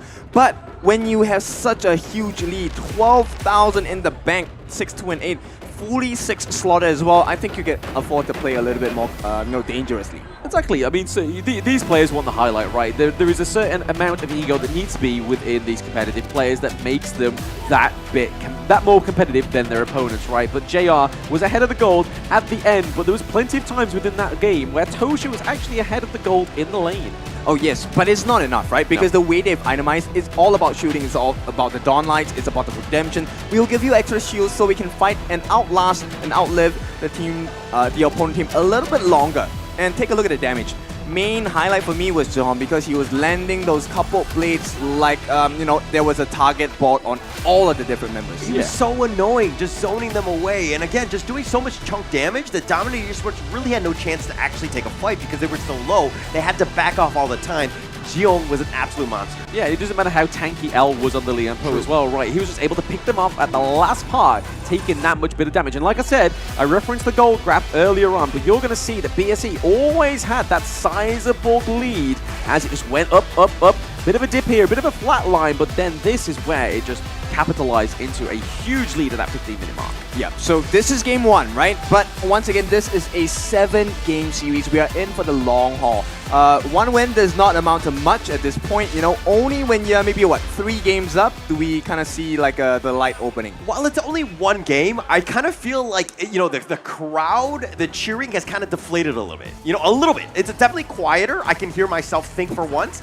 So it's definitely a different situation. But that was a huge win for BSE because, again, you want to take the crowd out of this as soon as possible. Hey, did you hear that crowd? You've given Hall the time to think. I think you need to up the ante, right? I mean, if you don't, Dominator may not win, but that was a really clean win there from BSE as they were able to kind of match the ferocity of DMT. But how they did that was all thanks to the official gaming phone of the Honor of Kings Championship 2024. It is the Realme 13 plus 5G, 120 frames per second, max settings performance, 80 woot, 80 watts of boot fast charging. Woot woot. There is a howl in the mall, and it's not a British one. And obviously, it's powered by the Dimensity 7300E as well. So this is the phone. You can actually sample it whilst you're here in Lippo Mall Kemang and get your hands on it. And there's a few ways that you can win it, right? Oh yeah, for sure. So many different ways to win it.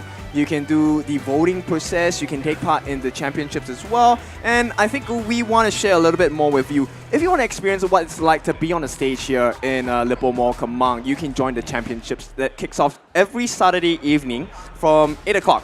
This is from 12 October all the way to 2nd November as well. And maybe from playing at home, we will see you here behind us on the stage. Yeah, Team Contender was able to, right? So, hey, they were able to get onto the stage, so there's nothing stopping you, only yourself. But if you want to win some more good things, and just by the ease of playing the game, which you already love doing anyway, you can win 4 matches or play 4 matches and you'll receive the animated frame, the girl group one, and you'll also receive 5 times the everything box as well. So just a lot of ways to get some goodies on the Gorge.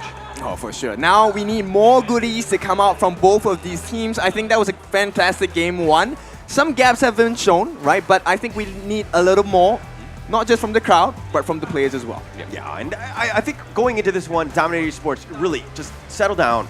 Just go together, like stick around. That early game is going to be key, setting the tone, just changing it up, because again, I think in that first game they did really struggle. They were really not on the same page. They were trying to force the issue, and I think it was like too much adrenaline for this stage. Which is why I said composure, right? Yeah. We understand, hey, this is live home grounds, we are live, their fans are cheering for you, but don't let it get into your head. You're supposed to allow it to fortify you, bolster your response, not to, make that decision for you. I feel like they were overzealous in their efforts and they got punished really hard for it. Yeah, I mean, this is BSE is not a team that they are used to crowds, right? They're used to basically being in a very noisy environment. Sometimes it's in their favor, like in Season 2 Invitational, and right now, it's not quite in their favor. They have a small, focused group in the crowd for the Malaysian team, but most of it is for DMT. As you can hear, that hype building up. Yeah, but it's all about the warm-up, right? You don't go into a high-intensity exercise without warming up. This may have been just a warm-up game for the side of Dominator Esports. I have high expectations of them. Let's see if they can reach it. Yeah. Again, have the better early game. Slow it down. Let your team play. You saw what BSE were doing. They were kind of more stock standard. They need an answer for this Gan and Mo, which is a problem, as well as the Musan King Yuan. I felt like those 2 heroes are something they need to target in the draft here. Yeah, for sure. I mean, the Gan and Mo, right, I feel like it will get banned out. It may not be a prio ban, or it may actually be a prio ban onto the side of BSE. They don't want to give it over to Jill because he has performed on that hero as well. Oh yeah, for sure. And anytime someone is performing on the opponent's side, I think the first thing you should do is to knock them off of that seat, right? Don't give them the momentum. Don't give them that energy boost. You want to make life as difficult as possible for your challengers. Yes, and I mean, we see the BP there, we see the war room camera, as we go and see these teams head to head. And right now, we're just waiting to see what are going to be the prio picks and bans going into Game 2. Are Dominator going to take blue side, or are they going to stick on the red side so they can get 2 prio bans over the 1? Yep, it's important decisions, right? Right now, there's a potential of a counter pick, especially, I mean, that's why teams prefer the red side for some sides, and it looks like DMT, they will go over to the red side, right? Bans-wise, it is going to be the Dharma, it is going to be the Zhang Fei, so 2 of the signature picks coming out from DMT. L already being muted, Xipeng's muted as well, he's forced to go back into the Byron. I don't think the Byron performance was the best, it was good, but it wasn't enough. Well, like you said, it wasn't necessarily about the draft right, it was about the execution, and both of these teams are going for the same drafts again. But for those that weren't able there to catch the announcements earlier, next year this won't be the case, right? That global ban is going to really shake up the competition, and I cannot wait for that to come through, right? But right now, we are getting 3 of the same picks, 2 of the same bans, but they're giving respect to the Masashi ban, and then we see the Dominator do ban out the Angela as well. So do you just take up the Ogren then, right? He fulfills that task as well, being the huge tank, builds space for Toshi. And no, they feel that this Hansing on the side of Freddy is the bigger threat to the side of BSE. Bigger threat to BSE, but it's going to be the Gan and Mo switching hands this time, so DMT Jill does get the Gan and Mo. But an answer to that is definitely the lane, right? So you can focus, you can start the interaction and the encounter with the Huan, and then you can just have a lane, just dive into the back line, and you can even get Princess Frost with the zone in. I'm just going to say, I think BSE, their draft is a little bit better. It makes more sense to me as well. Right now, DMT, yes, I like the burst potential from Gun and Mo, from Lady Sun as well, but they're missing one thing, which is that range peel, that range poke as well, right? BSE, that's how they actually had the strength of their draft, which was coming from Yuhan. The Mournful Temple allows teams to be pushed back, allowing the range for this Gun and Mo to really just land a couple blades. All right, speaking of Mournful Temple, Dominator Esports just picked up the pay. Really? They're going to let Freddy kind of work his magic on this one. Is he able to do it again? Putting it out into game 2? Like, this is a little suspect to me. I'm not a huge pay fan. You guys know that. Yeah, I rubbed his shoulder before I even noticed that the pay came through. So a little bit of consoling for Hauler there from your boy Blam. But it is a little bit early for this one. I mean, do they really think they're going to get that dream run 2 times in a row? I mean, now is probably the best time to experiment, right? Okay. If you really want to try things out, the early stages of the competition is the best part, right? You don't wait until, okay, if this was game 6, game 7, yeah, I would have been questioning this decision, but hey, it's just game 2. Don't worry, guys. It is game 2, and we're getting back onto the gorge. It's DMT against BSE once more. A few changes to the draft this time around, but the crowd is going wild. Yeah, and right now, Zhe and JR are already invading. They need to make sure that they don't get this, but JR gets the first camp. Yeah, they do get the first camp, and it's already putting not a sizable gold lead in either the favors of these teams right now. But you see the same thing happening for DMT down into the farm lane. They're able to get that camp here, but a big rotation for BSE. It is the idea. Yeah, a little bit of damage here. They're going to fight for this spike tail. Jay will kind of just scout it out. The Bitter Farewell doing a little bit of damage. But Toshi, it looks like it's going to reset a little bit of a skirmish in the enemy jungle of Dominator Esports. Okay, so big question now is where does the Firehawk go? If it goes in the hands of JR, this lane is a difficult one for Toshi to survive again. Yeah, it's going to be a bit of an issue, but Sipeng's Xiang in the top lane, I like this lane pick. There's definitely ways, or you need to figure out ways to get onto the Gan and Mo and that potential Toshi Lady Soon. So he's going to be the big playmaker in this game and the player to watch. Yeah, I mean, the Magma Slam comes through there again. Just L trying to just deter the actual plays from BSE, but I don't think that's going to be enough to stop them right. In game 1, it wasn't enough either. Okay, I think this farm lane is actually really difficult for Toshi and L to play because the amount of sustain that they have isn't as strong that BSE offers, right? Zhe, with the Heartling, able to heal up JR as well, and they have a little bit more sustain. So they can actually, as long as they draw out the team fights, they should be able to secure that lane in their favor. Yeah, once again, Musan King just helping himself to Freddy's farm, right? Just really putting the ante up there, like, hey, it doesn't matter, I've got AoE, or you have to actually be very close to your camps, whereas me, I can get them over the wall. Well, which is why they're allowing Freddy to solo clear the lane, right? They need him to keep pace with the farm on the side of Musan King as well. Yeah, Xiang and Seepangs are just trying to take blows here, but I feel like in this 1v1, Byron most times out of 10 takes it, but Jet is very low. Those couple blades are hitting as hard as it was in game 1. Yeah, looks like they're going to continue to fight, looking for this pheasant here. L's going to stand up in front. Are they able to do anything? The couple blades just doing some work, trying to zone away with the Magma Slam, but the winner is here, will zone them away. Dominator Esports doing a great job of prioritizing Toshi's farm. Yeah, I mean, Young there is using that winter is coming is a great way, right? He's kind of just zoning the back line of DMT, not to basically say, hey, if you are going to come in, you're going to get slowed, you're going to get damaged before you even get to me. Yep, and the timing that DMT has chosen to take this fight, very, very clean, because every single time they manage to get a couple of licks into that T1 on the bot as well. Slowly but surely, they're kind of getting that advantage in the lane at least. In the lane at least, right? In the lane at least for now. But again, anything can happen in a heartbeat within these two teams. The Moonslash just come through and the knockup as well. Yeah, the Storm Strike, the Force Field Suppression. He wants to have the fight with Xiang, who runs away. He's going to recall back to safety. Xipeng's dealing with that top lane. He's done a decent job of just ensuring that he does stay in the lane, which is huge for that XP.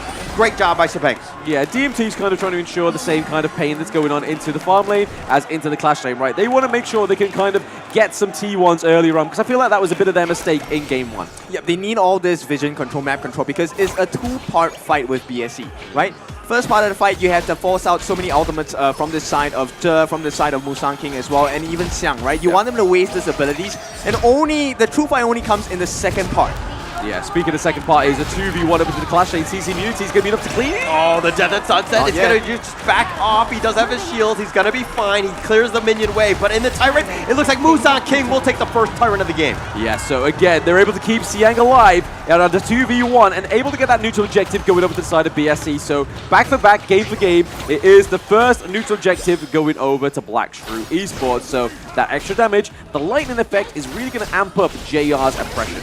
Okay, I don't think it's a very big concern, but you know, at least DMT are keeping pace on the side of BSC, right? So right now, as long as Freddy stays on pace, it is a potential situation, but they need to find some way to get their advantage over to the side, because right now, if this continues late game, we will have a difficult position for Dominator to try and survive game number 2. Yeah, because they're not only going to contest with BSC's obviously ferocity, their control of the map, they've also got the timer of the pay as well, right? Yes, they were able to get the Hail Mary playing late game yesterday, the first round, they're going to look to turn this, and they find JR! They knock him up, and they got Jay as well, and that's a double. Nice play by Freddy, making sure that he's there. They're continuing on. He's in Tiger form. The winner is here. He's going to be zoning away, and Jiho gets him over the wall. Freddy's continuing on. They found Musang King, the unending sorrow, keeping him in the heels. The couple plays doing a little bit of work, but that's a 3 for nothing. 3 for nothing and a T1 into the farm lane as well. This is what I was exactly saying. Freddy on the pay, the timer, you need to make him shine now. Signed, sealed, and delivered. This is the Dominator's signature move, right? So early game, they are very strong, but right now the question is, can they hold on? Because BSC, they're not to be trifled with. We've seen them in this position so many times. So yeah, just look at this replay, right? I mean, we saw Freddy, they knew that it was there. The trick shot from Xiong was actually a little bit overextended into the side of DMT's jungle, but it's just the actual power of pay in the early game. You know what was a marker for them to make the jump? It was the lift step coming out from JR. When they knew that they committed the lift step, there was no escape. You could only go back to... they found Chipmunks.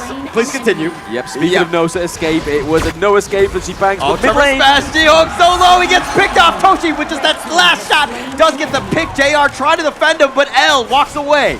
Yeah, walking away. I mean, there's trades, there's fights on multiple fronts here as well, but it looks like BSC are going to be able to claim this T1 up into the clash lane, just give a bit of pressure on the opposite side of the gorge. Okay, so gold now slightly in favor on the side of DMT. Yeah. It's going to swing back into the advantage of BSC because they do have the map advantage as well. So right now, they need to find another way. Both teams teetering on the edge, they need to see what is that open angle, right? Maybe we'll be considering the Overlord as the next big change of wins. Yeah, you can kind of see here that they're giving over the Crimson Golem to Ali as well, right? Because if they don't do that, it means that Freddy could have free access to it because they've opened that T1 into the bot lane. So giving it to Ali, obviously, is going to be a good lot of damage going over to the Ali and JR. The Doomsday gets built as well, but it also denies it from Freddy. Okay, Freddy is just hiding at this point. I like his positioning. It gives a lot of information. So they definitely know that BSC are around.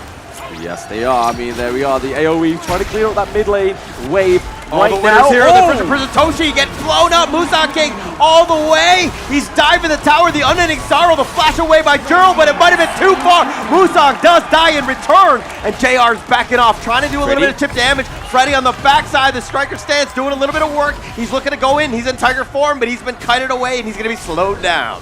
Yeah, Siang was able to kind of cut off the farm down into the bot lane as well, so trying to just relieve the pressure for himself, but it may open up this T1 into the clash lane now for the side of DMT, so equaling that pressure once more as he runs the minions, trying to do that same kind of damage into that one, but L maybe getting caught out here. Oh, the winner is here, was in a great spot, damage, doing a ton of damage. They've been pushed away, L does survive, and through it all, Siang was pushing that bottom T1, which looks like it's going down now. Yeah, it sets up this next neutral objective really nicely for BSC. Right, the Tyrant is going to be up in about 10 seconds. So once more, the gold lead is now starting to flitter over to the side of BSC. Yep, and I think at this point, Dominator's MO, they're not looking to steal the objective. They want to get the kills on the BSC. I think that's their opening marker to be able to take objectives around the map.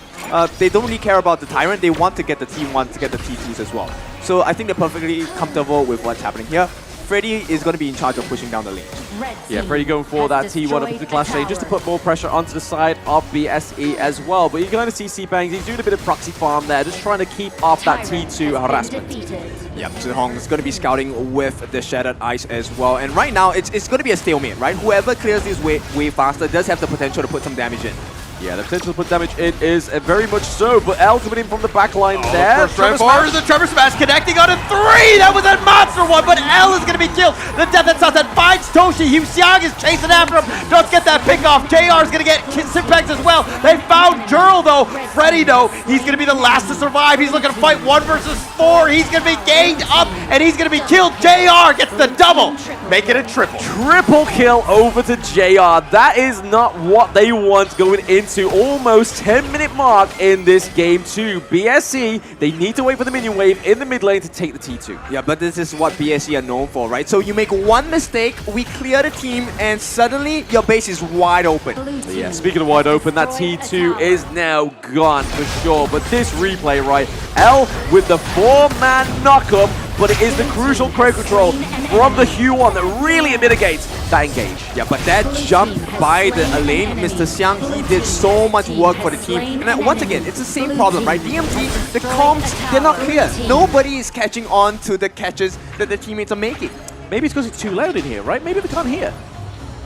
Okay, maybe that's the case. Maybe they need to go the Shin style of just no headset, and just kind of like, you know what I mean, just the telepathy. Go off the vibes. Yeah. Go off the vibes. Go off the vibes, yeah, but right now. But Freddy a little bit low, the Overlord, the Death and Sunset, looking to just go for this, but they found Freddy, they get the pick off, the Meteor Kill is going to be using some work, and Xiang is fighting them off, and he ends up getting the Shadow Overlord by Musan King. JR still up in front, L taking a decent amount of damage. Chimpex is going to get back to safety, but the backside, they found Toshi, and they do get the kill. Musan King, the Unending Sorrow, they get Chimpex as well. They're chasing you down. They don't have the top T2, but they watch your body, and they take you out, and they take down L. They focus their attention on this mid T3. It's a matter of time. Jurl looking to hold it down, but with the base open, the winner is here. Pushing it back, the Death and Sunset, they take Jurl, they take the ace, and they take your base. Oh, what a painful experience that was, right? Pay was on the timer. It was at the detriment of DMT picking up that jungle pick. And the triple kill coming up to Ali, the double kill coming up to Ali was just not what they needed for JR. Yeah, they have so many solutions, right? So the fact that they allowed the guarding mode is simply because they have the Arlie as well. The Maple dance doing so much work to save the team from the massive burst of damage. At the same time, Arlie is able to reposition themselves. Now, the reason why DMT they picked up this Lianpo, I think is a good idea, right? You want to knock up Musan King in the air so he doesn't have time to use his ultimate as well. Very good way to catch out and force out the left step away from JR as well. But you require the farm. They consistently lose the advantage even though they have a good early game. But this is the thing, right? Your Tremor Smash is trying to bait out the Hue-1, right? But really, it's Musan King that's actually going to be setting that tempo, right? So he's going to be able to say, like, hey, I'm going in with, obviously, the CC that we see with the AoE coming through to try and stun the side of DMT. And then that kind of forces L into it, which we always see. L's always just a little bit too premature into the engage, right? I mean, he can't be the initiator, the initial one. He needs to be the secondary one. Let the team fight happen, and then he kind of goes up on top with everybody grouped, and then you have everybody there to do the damage. Right now, he's going in, and yes, he's getting 3 or 4-man Tremor Smashes. He's getting in the highlight reels, but the team is not able to follow up with that damage. Yeah. It's because of Musan King, right? Like the Yi-Huan Monfu Tempo, that AoE is actually stopping them from coming in. And I think at this point, if we take a look at the highlights, you will see very clearly what's happening.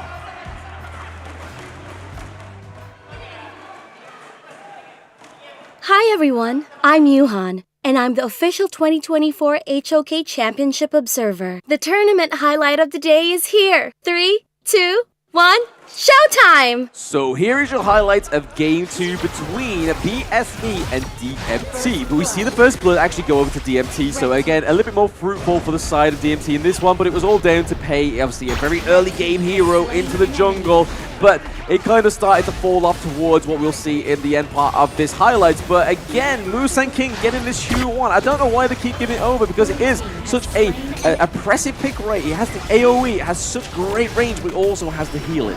Yeah, so one of the things that BSE does really well is the fact that they know how to isolate targets very well in the team. And the backup is very quick coming in from BSE. Every single time you see a catch from someone like Zhe, or even Musan King as well, or even Xiang, the team reacts instantly. And I think that slight difference is what's making the game so difficult for the side of Dominator as well. Yeah, I mean, it's a idea pick as well. The immobilization, obviously the Destiny counters able to sort of zone away DMT in these fights. As you just saw there, that triple kill going going over to Ali, over to JR, sorry. And again, we see that Musa King, the early fight, is able to pick off Freddy because Pei is just not the tanky kind of hero you need in that jungle. And then here, this is where JR activates and the oppression comes through.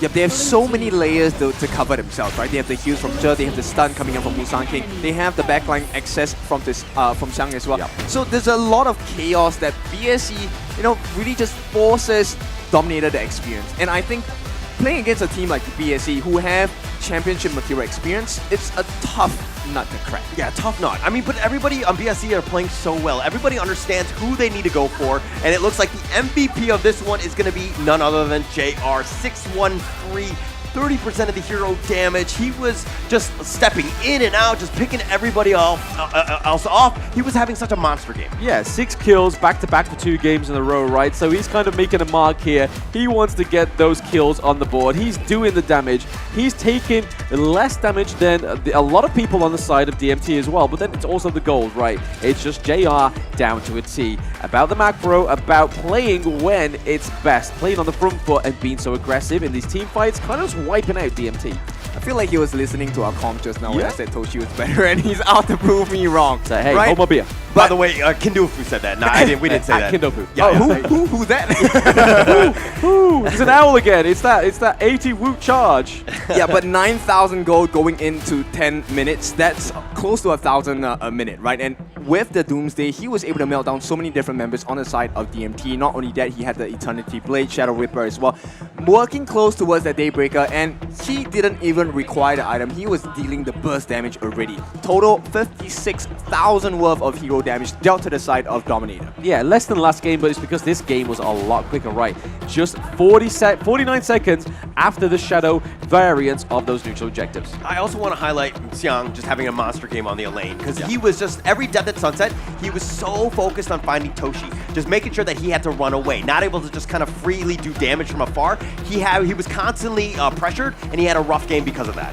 Yeah, a very rough game. But, I mean, I have to give props to DMT, right? They was able to actually get a gold lead, a very sufficient one in that early game, all the way up to that 7-minute mark. That's when it kind of started to collapse from them. And then, again, just going over to the favor of DMT. Yeah, but this is what we've seen of them, even in the first meeting, right? And I feel like DMT, they are still trying to figure out the formula, right? How do we last into the late game? They figure out, okay, if we play a little bit safer, a little bit more passive in the early stages of the game, we can secure a lead for ourselves. But the moment it reaches the second half of the game, it then becomes so hard to continue. Yeah, I also kind of want to comment on the fact that, Dominator Esports had that lead, but they didn't turn it into towers. Right? Yeah. That's the cementing of that lead. You push them out, and then you have space, more space to farm. Everything goes your way. They get the kills, which is great, and Dominator Esports strive on this chaos, but they're not able to convert it into, again, those towers. Correct, yeah. I mean, they started a good start, right? They got a few T1s. They were able to reciprocate on the side of BSE, but that's the kind of thing you want to stop, right? Is, yes, you're trading T1s, but you really want to be getting the positive outcomes of those T1s, of those kills, and making more of it, whereas BSE is kind of like, okay, you've taken one down into the bot lane, we're going to take one up into the clash lane. And it's just pretty much in the motion of the ocean, BSE is able to keep up with DMT's aggression, but the thing that is fueling all this aggression for these players and making the plays is the official gaming phone of the Honor of Kings Championship 2024. It is the Realme 13 Plus 5G. 120 frames per second. It is the max settings performance. It is the 80-watt super boot fast charging and then powered by the Dimensity 7300E. You can get your hands on it here at Lippo Command for the remainder of this tournament. Yeah, they definitely need the juice. If you need the juice in your phone, this is the phone to get. But of course, the players need juice as well, and you can help them by voting for them as well. Rate your favorite players in the championship, and you stand to win exciting game prizes as well. And right now, I think we need a little more than a miracle, because there are a couple of markers that DMT need to achieve. Now, there are certain patterns that we have recognized in the game. Number one is the timing in which fights are taken, right? Yeah. And of course, with that being said, we need to take a look at the fights itself. But one of the ways you can do that is actually by subscribing to our channel. So follow Honor of Kings Global Esports channels and tag our championship participating teams in the comments, and you stand a chance to win one of these phones as well. Yes, so, you do. Let's go back to the patterns. Yeah. BSE likes to take fights when the minions are clashing, right? Or maybe even before. So when they win a team fight, they're able to convert in the towers because now they have the no backdoor protection on the turrets. Yeah, I feel like it's back to the draft though. I mean, we did say in game one that it's going to be, it's not the draft, it's the execution. But I feel like the Lian Po is the weak point, right? It's just the communication's not there. L needs the place to breathe, so maybe the Mutsu can come through. The Cannon Blast, the think inside the box, hit very differently yesterday. I think DMT need to pick up this hero. Yeah, I like the fact that you talked about the draft. I didn't want to bring it up too much, but man, that pay really underwhelming, right? Let's be completely honest. Not able to have it. I think Kindolfo was talking about the fact they need someone a little bit more tankier, somebody who's going to be up in front. Freddy not able to do Freddy things because of that, and I think that they're limiting their ability to really stick it to BSC because of this hero. Yeah, I mean, a Dune would even be working wonders, right? The ability to just cause chaos on the backlines. And like I said, timing, right? Fight before the minion waves come in. So if you win the fight, you're able to use the minion waves in your favor to convert into turrets, right? And you know, when BSC fights in such conditions and they win the fight, sure, there's no more minions, so what do? They go and invade the jungle camps. They do invade the jungle camps, yeah. I mean, I feel like we need to see something like the Doom, right? I think that is a respectable pick in this draft. And I mean, it was even open in that game too, but they decided to go for the pay as well. So, yes, they had the Lian Po, but that being complemented with the Dune, I feel like would have been a lot better. Okay, I'm gonna say on the opposite side, I think the pay was fine, right? But the way in which they used that strategy was completely opposite. What they did in game one was what they needed to do with the pay. They didn't do that. But when they took the pay, they took a more passive approach. They didn't invade. But it was kind of like BSC were finding the ways to get back. I mean, Dominator Esports had that lead. They did a good job with it, but they didn't take advantage of the pay. They need to continue to force it out. If you want to play the pay, I get it. It's a great early game hero, but they're not playing it to pay strength. Yep, this is not enough. Pay them. Yeah, at this point, it really is a co-pay at this, because you can see Joker. Right now, he is so pumped up. I'm so glad there are no walls around him. He was already punching up in the air just now with the win on the second game as well. Now, as we head into the third game of this series, how is it going to work out for the side of BSC and how is it going to work out for the side of Dominator? Again, BSC, I don't think need to do much with their draft, right? What they need to do on the side of Dominator is either take the Huon for themselves or take it away from BSC, because Musen King on this pick, he doesn't have to do much of the legwork. He just uses his AoE, gets the stuns, is able to soak up a lot of the damage, exhaust a lot of the skills as well with the untargetable. This is the perfect moment for them to go to the Aguro pay, right? I think they're just completely be able to turn it around, but you can't give up the Yuan again. Okay, well, there are ways to kind of counter it, right? But at this point, they need to be a little bit cleaner in the execution. They need to have a different strategy, right? One of the ways you can destroy the growth of Yihuan is invasion, you know, stifle the growth. Get the camps away from Yihuan. She's a very fast jungler. Find someone that has the same pacing as her, or someone that's able to survive longer in team fights as well, because it's a two-part fight.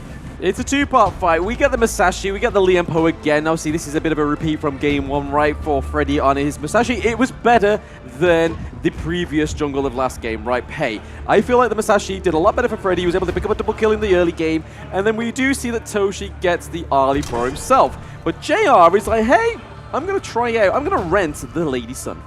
Yep, and once again, I think it's a decent draft from both sides. But the execution on Dominator hasn't been the best so far. So, you know, I'm just hoping they can figure out a formula of which L is able to keep up pace, because he's always behind in levels against the Diadea, and Diadea is pretty broken in my opinion. Pretty broken she is, yeah, absolutely. And they are making full abuse of this pick, right? They ban out the Zhongfei, they ban out the Lu Bang as well, which has been a big pick for DMT throughout the tournament, and it kind of really complements the Lian Po as well, right? Putting him into the clash lane means that Shipangs doesn't have to put much pressure or much awareness to himself. He just has to think, hey, did my team need me? Press go. Yeah, they're going to have to figure out another initiator. I mean, you have Freddy on the Musashi. I think that's great. That's a good start to all of this. They need to kind of back up. I mean, they tried this in game one. Didn't really have too much success. They need somebody else who could go in with Freddy as well. So they're going to be a little bit on the beefier side. You need to find ways to get onto this backline, because BSC, they're kind of on the squishier side. they're on the squishier side, but they do have the Huon, right? And they don't, like Kim was saying, they don't stunt the growth of the Huon. If they did that, then they wouldn't be as much as an issue. So maybe the level 1 invades are going to be a thing for DMT this time around. The fact they got the Lian Po, they got the Musashi again. They didn't do it in Game 2, but they did it in Game 1. Locking in the Princess Frost is BSC again.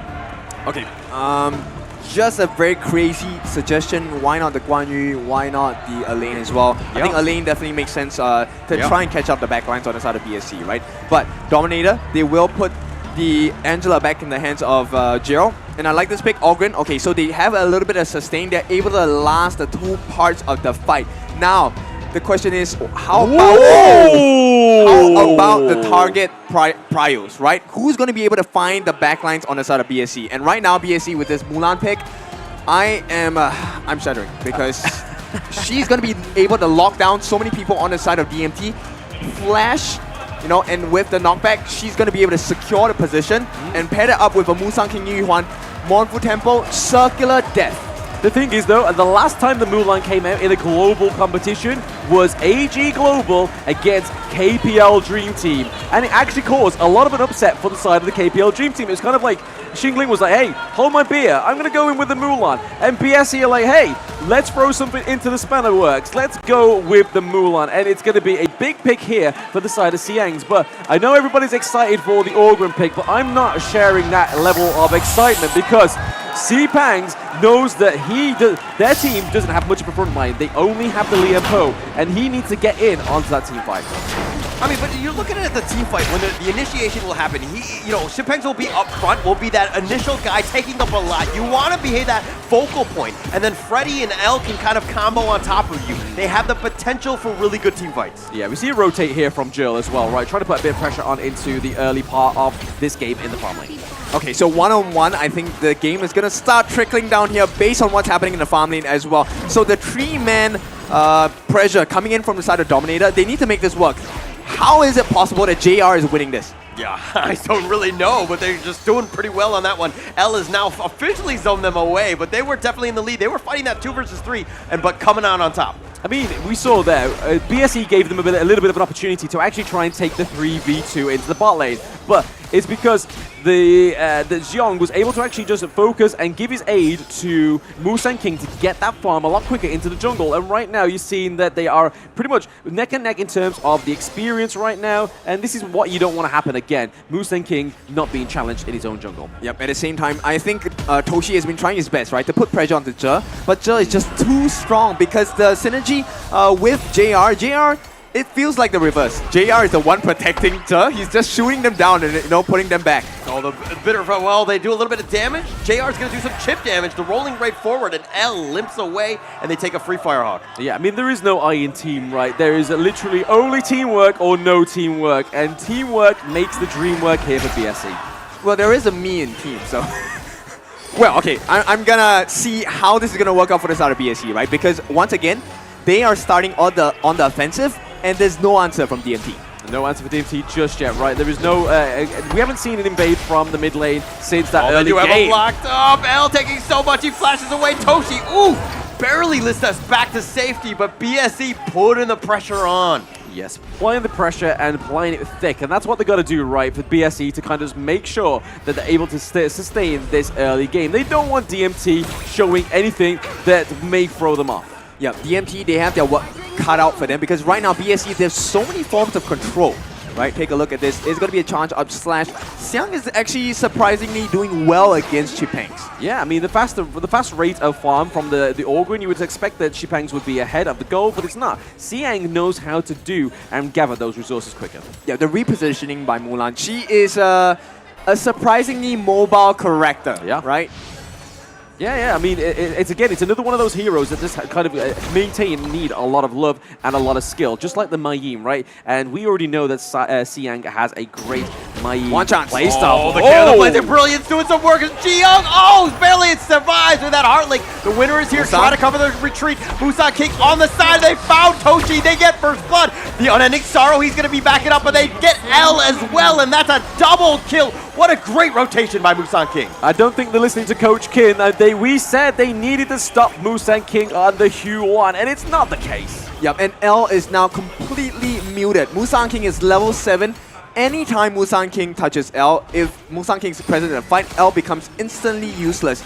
JR already has a 2-level advantage, and when you are behind against a farm lane such as a Lady Sun, you're not in for a fun time at all. Not in for the fun time at all. And I mean, this is the staple part that a lot of these teams mention, right? You want to get something done before the 4 minutes, so it actually really sets up a solid team fight at this Tyrant, and they're able to take it so much easier, knowing that Musang King's just taken a double kill as well. Yep, at this point of time, I think Freddy as well as Chipengs, they have to play, they have to make some miracle play of some sort, because I have no idea how they're supposed to enter into the backlines of BSE, get the fight in their favor, and survive the stuns coming in from Zhihong, survive the stuns coming in from Mushan as well. And all in all, while that is happening, JR is rolling around the ground, shooting you with all the bullets in the world. Yeah, and he's helping himself to Musang King's jungle as well, right? Because he's ahead of the goal. He's like, hey, you can take this rotation, this little bit of buffet for now, just to get you a little bit further ahead of Toshi. And he is level 7 to his level 6. He's now level 8 as well. He just hit level 8, and Toshi's still at level 6. Yep, it's a tough situation. They're going to try again. They're going to try the burst rather Trevor Smash, knocking him up. The Unending Sorrow mitigating most of this one. Jihong sitting in the damage, but it looks like they want to turn this. The rolling right by board. They get a Sitpangs. Musang King with yet another, make it a double. And they want to go for more. The Blazing Brilliance, but Gerald J goes in, not scared, gets that pick off, and it looks like a 3-for-0 and this mid T1. 3-0 for BSE at 5 minutes in the T1 in the mid lane. This is not what DMT should be doing. Yeah, but look at the timing of BSE fights, right? They always time it to a T, because when they win the team fight, there's a wave of minions marching in. They can get the turrets and all the trades that are coming in. BSE super rich, 5,000 gold ahead. 5,000 gold ahead. They take the T1 up into the Clash lane as well. There's a bit of fight here. Maybe just brewing up just to try and sort of mitigate this wave into the mid lane. They try again for the Clash lane.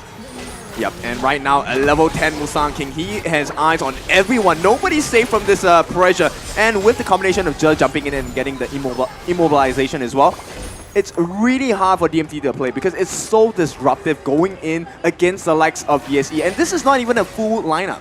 No, not even a full lineup, right? They're able to take these fights so well. The Mulan is actually throwing a lot of works in the tracks, right?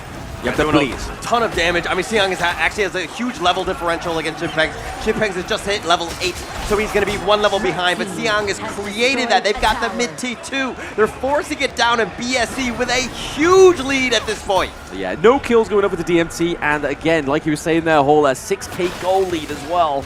Yep, and if it was tough to kill off this Musang King, it's going to be even tougher now. Eye of the Phoenix already in the kit of Musang King. They're going to try again. Maybe? No. Oh, not sure who got that one, but Freddy's looking to just run away at this point. It looks like Toshi does have the red. Musang King's got his blue, but they're continuing forward. The burst ram to safety by L. Chipengs in a world of hurt. That's a terrible spot, but the Conductor of Souls keeping him alive just for a second, but he goes down. A bad positioning. The rest of the team was not there to back you up. It's a wrong call again. Yeah.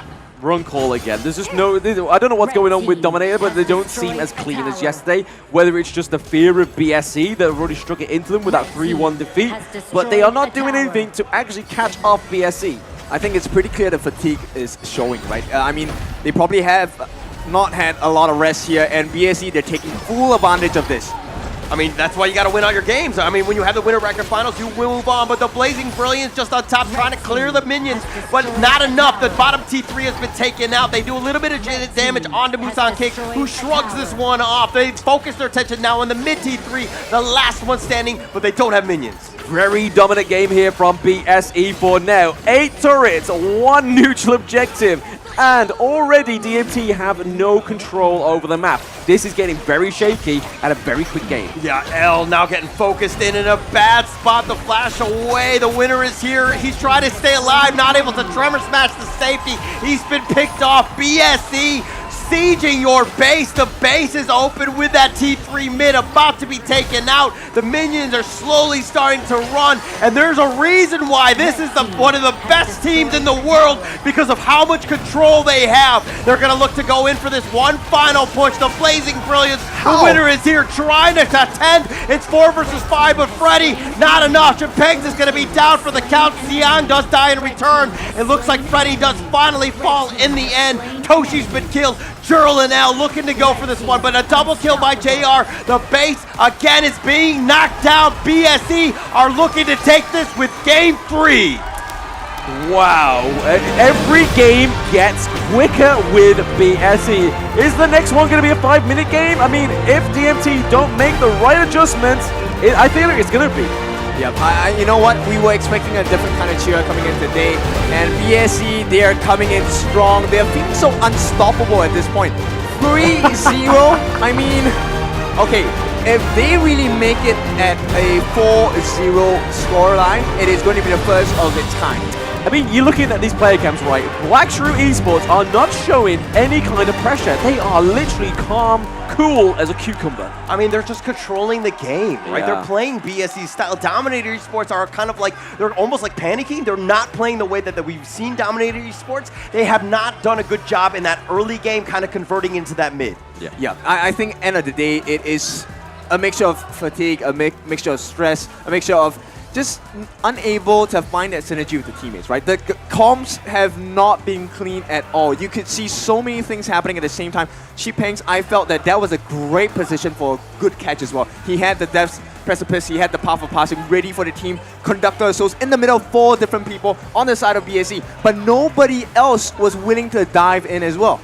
Yeah, nobody else. I mean, they need to exhaust this Liempo, right? This Liempo is not doing what L wanted to do. Again, I thought we was going to see the Mode 2 come through and just give a little bit of breathing space for L. Try and set up some of those team fights, but still, they are committing to the Liempo and it's not working. I mean, it seems like the Zhangfei ban has really kind of thrown this team off. They really don't know where to put L. They've kind of gone back to the well 3 times with Liempo. Not great results, but the biggest issue, in my opinion, is the Yuan. I think you have to ban it at this point. Okay, I will give you my opinions on what could be a replacement for the Liempo, but I think we have to take a look at the highlights because this game has been too clean from the side of BSE. Let's take a look.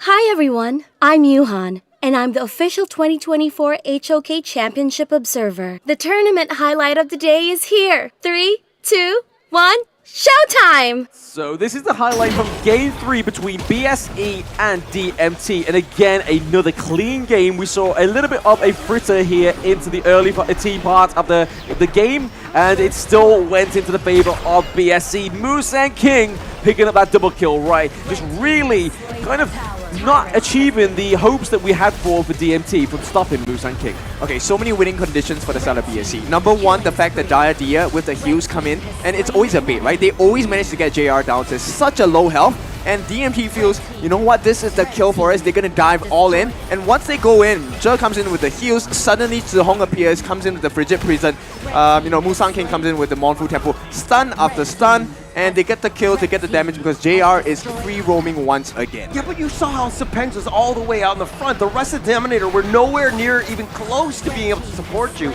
You were just in a bad spot. What are you trying to do? I know you have Conductor of Souls. You think you have a chance, but that's a bad spot to be in. Yep, and if that's not tough enough, take a look at the damage that Xiang was taking here. CC immune, he was soaking so much. I was so surprised he did not, even get down to half his health. I mean, he did die at the end, but it took so much effort. Yeah, I mean, it's all down to the optimization, right? Taking away that fatal damage for the Mulan. But if BSE can do this with a fresh new pick, being super duper fast in that Game 3, I don't know what's in store for Game 4 for DMT, but whatever it is, it needs to start in the BP, right? Okay, right now I really feel, a bit of pity for this side of the production because every single player is MVP worthy. Right, who are we going to pick? My personal choice, I like Zhe a lot. His gameplay on this Dia has been phenomenal. Yes, phenomenal. But who is it going to be? Maybe Muse King? Of course, it's the King. The King himself, 5-0 and 6. The double kills coming left, right, and center. Really just toppling that early game because this was the thing we were saying in the draft. DMT need to focus Moose and King. They need to just kind of deter him out of his own jungle, take him out of his comfort zone, but they don't want to take the King out of his castle. I mean, it's definitely this Yuhan. You have to just take it away. I mean, Musa King has so many heroes that you need to worry about. Yep. But the Yuhan, it's a whole playstyle, it's a trap. Everything about it is just so restricting for Dominator Esports. They can't get anything going because of the fact that he's always in the front, sustaining all that damage. Yeah, soaking all the damage. And I mean, it's not going to stop him there, but like, players like Dao Dao, players like Moose and King, they absolutely thrive on this Huan. And if you want to have any chance of winning, you need to ban it out. I even think that taking like the Dharma, so rather than banning the Dharma, banning the Huan could actually be a lot more fruitful for DMT.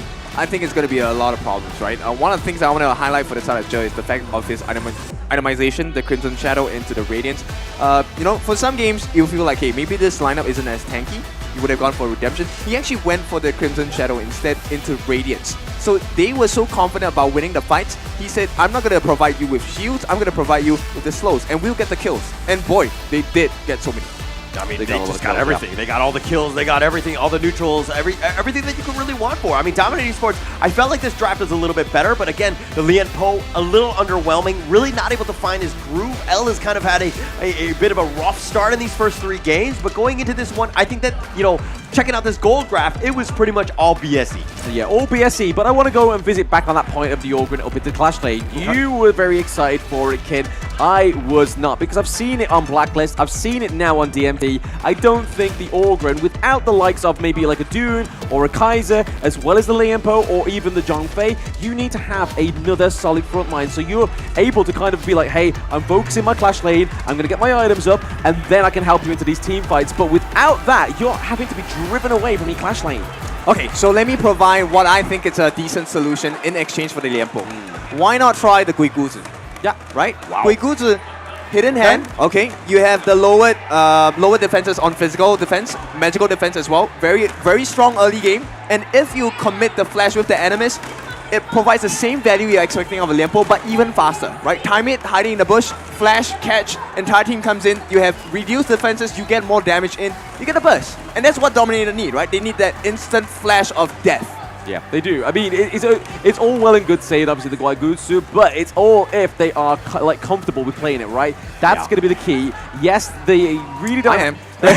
Yeah, get Kid on stage. He's going to play the Guiguzi for you. Get in there, get in there. Yeah, I have the jersey. I'm coming on. He's going to rip off his shirt. He's like, hey, I'm ready. I'm born for this moment. Going to get one of them stickers, put it on his head. It'll be fine. But no, it's going to be all down to this draft, right? And I mean, DMT, they've come so far to try and take a 4-0 defeat from BSE. It doesn't make sense, right? There has to be something cooking for this team. Yeah, I mean, they have to go back to the drawing board. They need to change things up. The strategy has not worked. It's been very similar thus far. They've tried 3 times now. They have not been able to crack that armor yet. They haven't figured out BSE. We were talking about a Gudo strat. Do they have any answers for that? Well, they don't have any answers for any of their drafts at this point. It's been very, it's a bit of a struggle for them.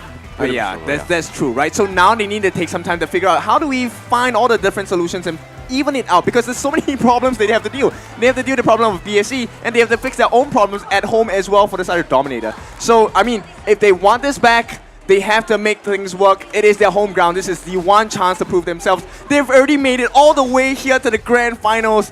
They just have that one last push. Yep, one shot, one opportunity. DMT sees everything they ever wanted right in front of them. They need to do something in this game 4 draft. See you after the break.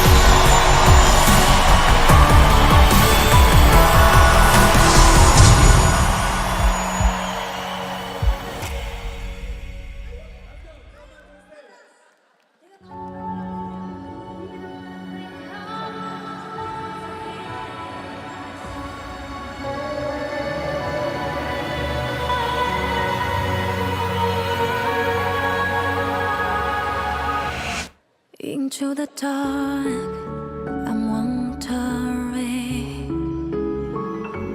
finding my truth resonated within myself. I can't be sure that I will light away, then takes me to my dreams. I can see, trust in my voice, follow my heart, I away, 'cause my heart will sing, ringing inside me. And now, do you hear a melody playing all the time, a symphony?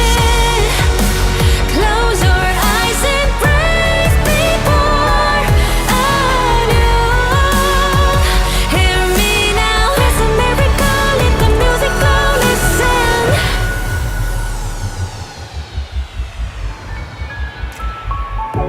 No matter what happened, it's alright. There is a healing in my song. When you're losing hope, don't stop. We try, we try, we try, we try again. The rhythm, vibrations, we're inspired away, protecting from cold and confusion. Every note passing by will make you stronger and stronger now. Do you hear a melody playing all the time, a symphony? Close your eyes and breathe before I knew. Hear me now, it's a miracle, let the music flow, listen.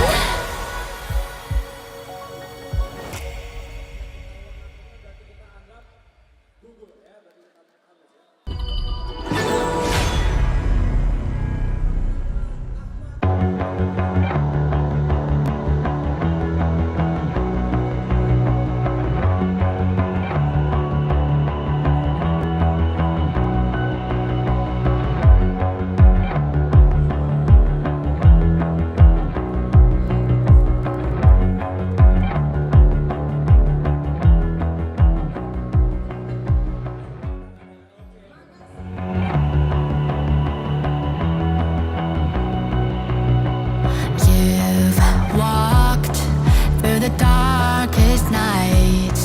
You've heard the crowd, felt the blinding light. You were standing there when your heart comes alive. It's a dream I've had, and it never dies. Right here, right now, give it all, get it out. Never a surrender, I fight and never fail. I am a contender, a challenge I can feel. The smallest lies become the brightest enemies, relentlessly. And even if you fall, you gave it everything to be a king.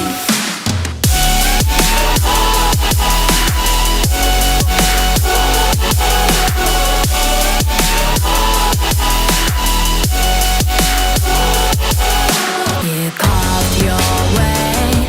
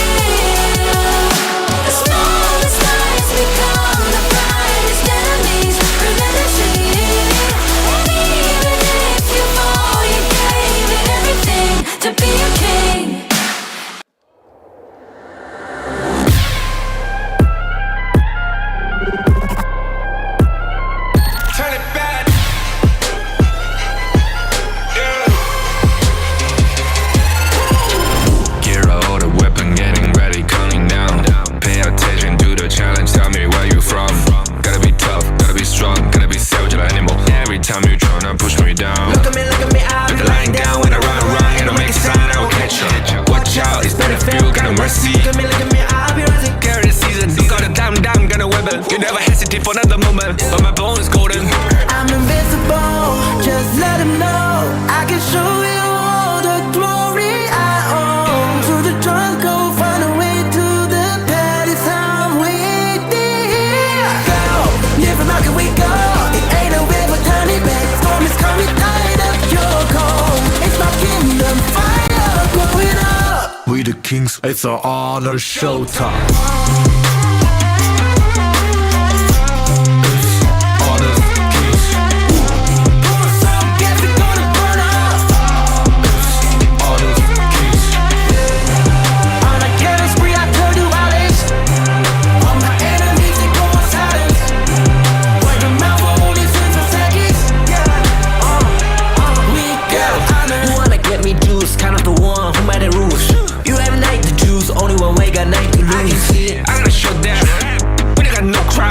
We barely fight as one, crashing pieces you can cheat. First blood, double trouble, then I take a pen, I kill.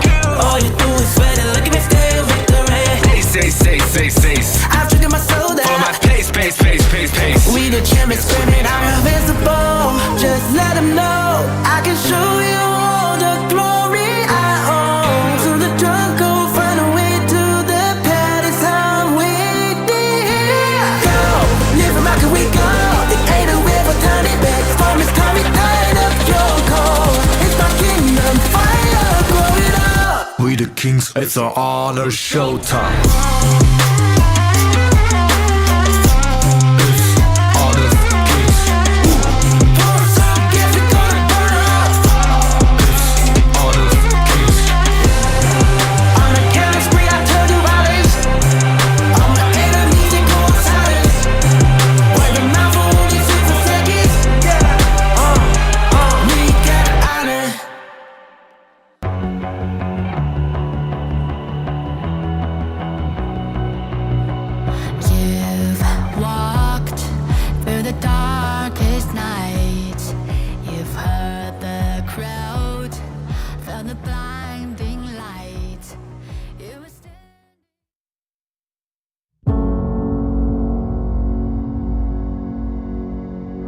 Right now, this is DMT's complete game aggression. It's going to be DMT taking it to game 4. DMT and the not done yet. That is a team.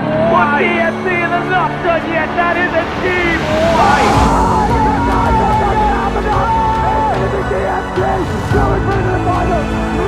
This is not a last change.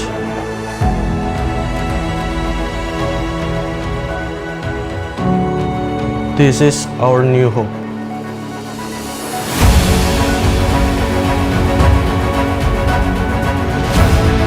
Whatever happens next. But he gets knocked up the table, but he comes through. BSC over the line. Game 1 of that one because the really more teammates will take on the first one.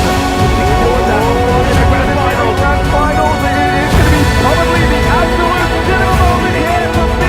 We won't stop. As they take down all of the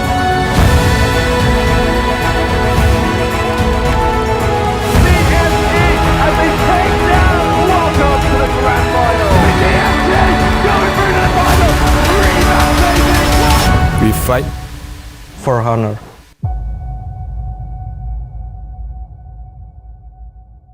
Welcome back, everybody. After that short break, just to get some things formulated and the air cleared on the stage, because DMT are facing the knockout round this time around. Again, I am Blam. Once with me, some more. It's Hola and Kin Do Fu. We are potentially getting into the last game of this best of 7. But Dominator, I see him in the toilets. I was like, bro, take the Liempo off the table. Oh yeah, for sure. I think they need to get a quick fix. They need to remedy. They needed to stem the bleeding from yesterday. They need to do it now. Yeah, I mean, there's no more time, right? This is it. The back's on the wall. They need all the support they can get right now to ensure that they get it. But you know what else you could do to kind of help out with the Honor of Kings Global Esports is, of course, you can just get the Real Me 13 Plus 5G 120 FPS performance at the max, featuring the Dimensity 7300E processor, BC cooling technology, and 80 watts super VOOC of fast charging. All right, so right now, I think we all need to give our support to the players as well. You can do that by rating the players in the HOK camp as well. And if you do that, we will reward you with exciting game rewards. Right now, it's about the excitement of this potential last game. You know, backs against the wall, there is no more room left. Yeah, I Fall mean, again, you're out. Yeah, you have to go it, right? I think this is the time to really support that player, support the team. Dominator Esports, I mean, you're hearing the crowd kind of build up a little bit. They need that energy to really get themselves in. All it is about baby steps, fixing the minor little things, get yourself a chance so that you have a chance to get for this one. Because again, everything is on the line with this Game 4 here. Oh yeah, for sure. And of course, if you log in and watch all of the matches, you can claim a lucky number and you stand a chance to win all the heroes and all of the skins as a grand prize. Only 3 winners server-wide. Okay, so in the entire globe of HOK, please give it a shot. Who knows? You may have luck on your side as well. You may have luck on your side, but another way that you can win is if you subscribe over to our channels. And if you want to win something physical, a little bit more, something that you can own, you can subscribe, comment at one of the participating teams into any of the chats to win one of the Realme 13 Plus 5G. So make sure you spam BSC, Dominator, whoever you're rooting for. Right now, I feel like Dominator needs every little ounce of power they can get going into Game 4. Yeah, so when we were talking about the setup into this, going into Game 1, we were kind of like, hey, you know, the crowd here, everybody's cheering for Dominator Esports, and we're like, oh, online, if you're there, you need a comment for BSE, they need your energy. At this point, I don't think they need your energy anymore. I think that we need to turn this around. If you happen to be watching online,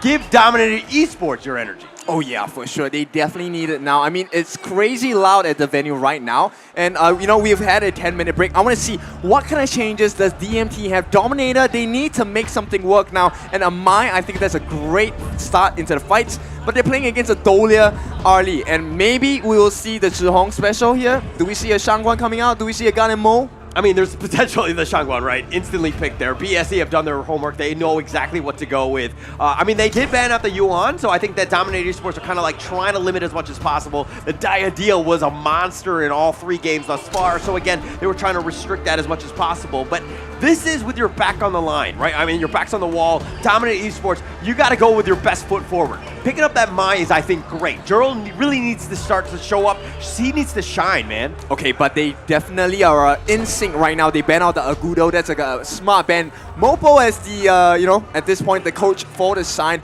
of BSC. I know he's feeling the tension as well. Okay, yes, you are in the lead 3-0. One more game does it. But we have seen so many teams falter time and again, right? The finishing blow is always the hardest to deal. Yeah, okay, look. There's going to be pressure on him, but BSC, definitely the driver's seat. They're very comfortable. I'm thinking they're like, hey, we're so far ahead, we might as well pick the pay. Okay, and you know what? Let's not stop there. Let's give them the Hansing. Let's give them the Luna. No bans on that. Let's just stop banning. Let's just give them a chance, right? No, but all jokes aside, of course they're going to go in with this. And of course, Xiang picking up the Mayin here. He's an absolute beast on this hero. He's such a playmaker. They're setting themselves up for finishing this game now. They do not want to go to a Game 5. Okay. Finally. They give them more over to L. He has had a superstar performance yesterday. I want to see more of this. And the Hansing goes back. The Freddy special. Yeah. And we also get the All-Grand as well, right? So this is technically classed as the All-Grand Finals. Wow. I like that you went there, but at the same time, this is the best draft, best performing draft for both teams. Yeah, no, I like this. I mean, they're playing to their strengths. They changed it up. That break was good for both of these teams, getting themselves an opportunity. I think Dominator Esports, they really thought hard. They've changed it up. They've shaken it up. They're like, hey, Freddy on this hot shake, you got to work. Let's make it happen. Everybody's on their best heroes, especially with this Jurl Mai. All right, so let's step in. This is the potential final game. BSC looking to kill off their enemies, and Dominator looking to prove that they deserve to stay in this competition and lift that trophy.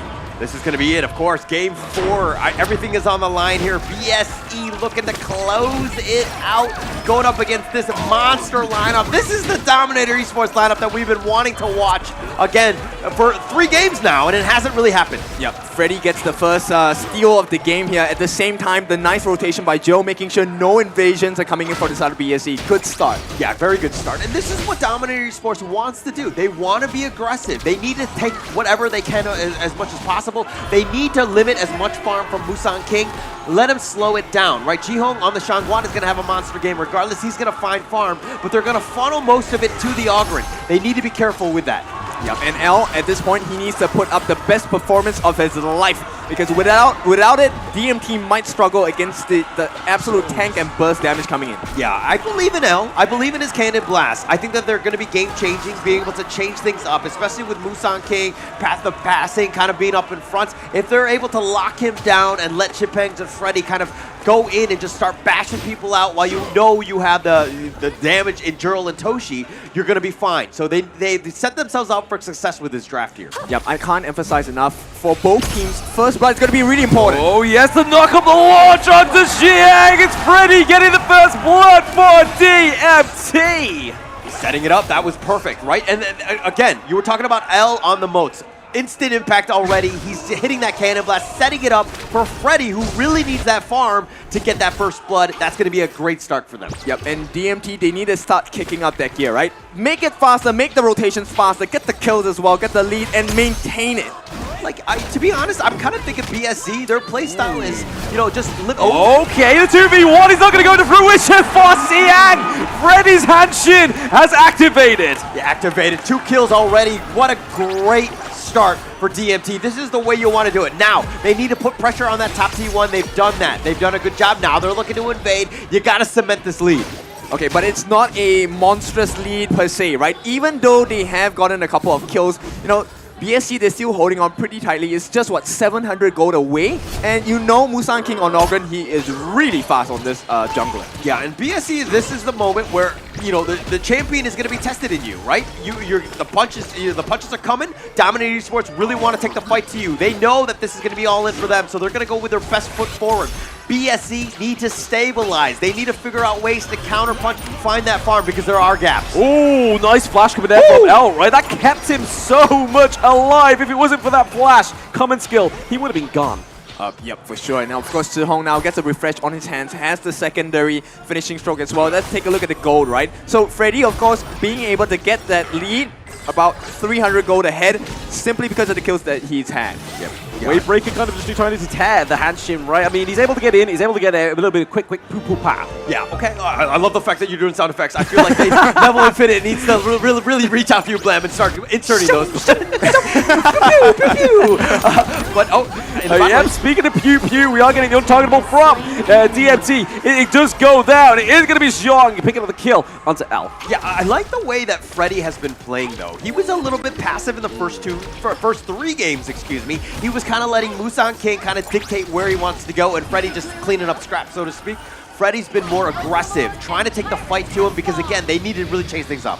Yeah, but he's not playing fast enough, right? Right now, Musang King is keeping pace. Look at that. He's already very tanky. First objective, probably going to go into the hands of BSE. And right now, DMT, they need to put that foot on the gas pedal because once they let go, BSE are going to just walk all over them. And this is where we're talking about how BSE are able to find those gaps. You know, Dominator Esports had that lead. They got those, 2 early leads, or two early kills, excuse me, but they didn't really actually just kind of compound it into other attacks. But in the mid lane, yeah, speaking of compounding, we did see the knock up there from Byron, but it's going to be met by Musang King. The king of fruits becomes the king of souls. Yeah, right now you can see Chipengs. Once again, I think he hasn't performed his best right now. I think the nerves are getting to him. And right now, BSE are very adept at exposing all his little weaknesses as well.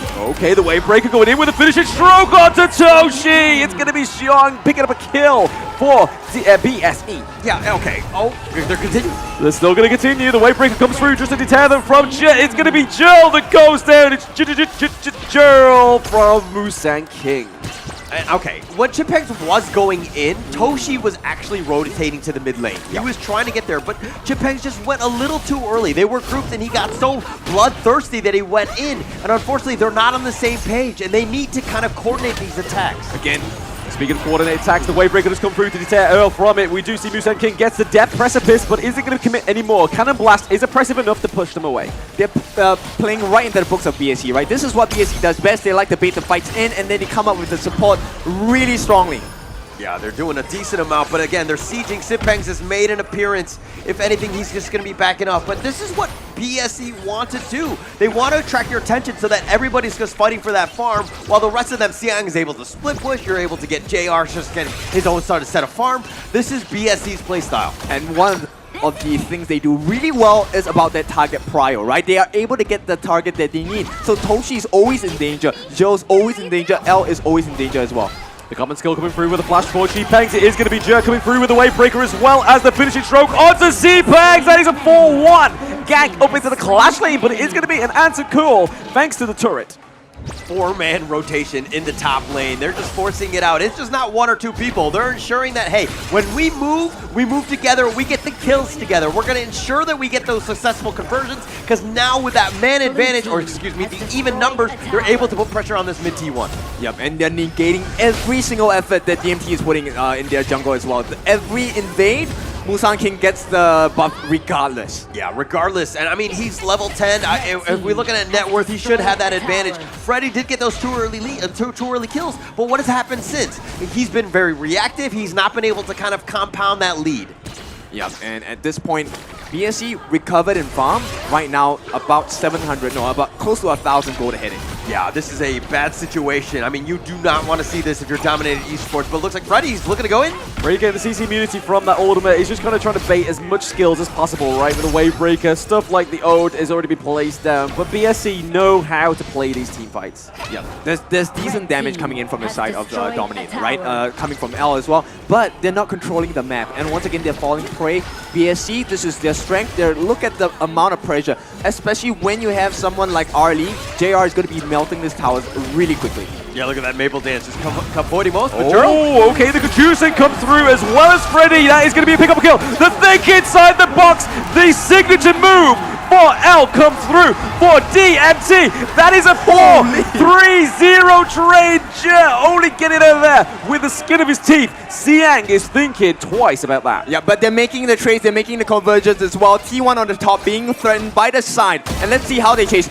Over and over again, they overlap the skills, and time again, Freddy jumps in and out. This is why he's so good on this Hansing. The ability to go in at the correct time, get the knockup, allow the team to find that secondary move as well. Yeah, but that's speaking of knockups though, we do see Siang's a lot of bit of loss for words, and again, Freddy getting the kill for the side of DMT. Freddy looking pretty low, the finishing stroke doesn't connect. Yeah, but the setup was so good. L has been night and day. He really needed that break. Maybe he took a little bit of a power nap because he's hitting his cannon blast. That think inside the box was so good, setting it up for the rest of your team to just rack it up.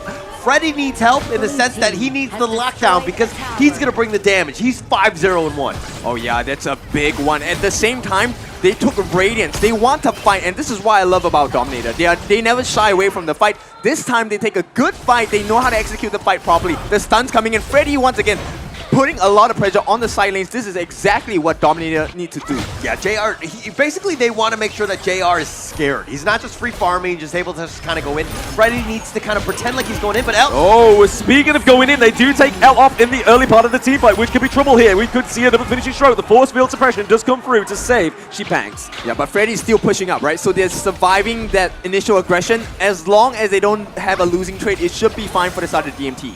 Yeah, but look at this pressure into the mid lane. They take the mid T1, looking like they're going to focus their attention now on this Tyrant, which will be the 10-minute one. So they have a little bit of a gap. They focus their attention now on the bottom T2, forcing this one out. Chiphex, all he can do is watch right now. And towers are going down, but he's creating space for Freddy in the top lane.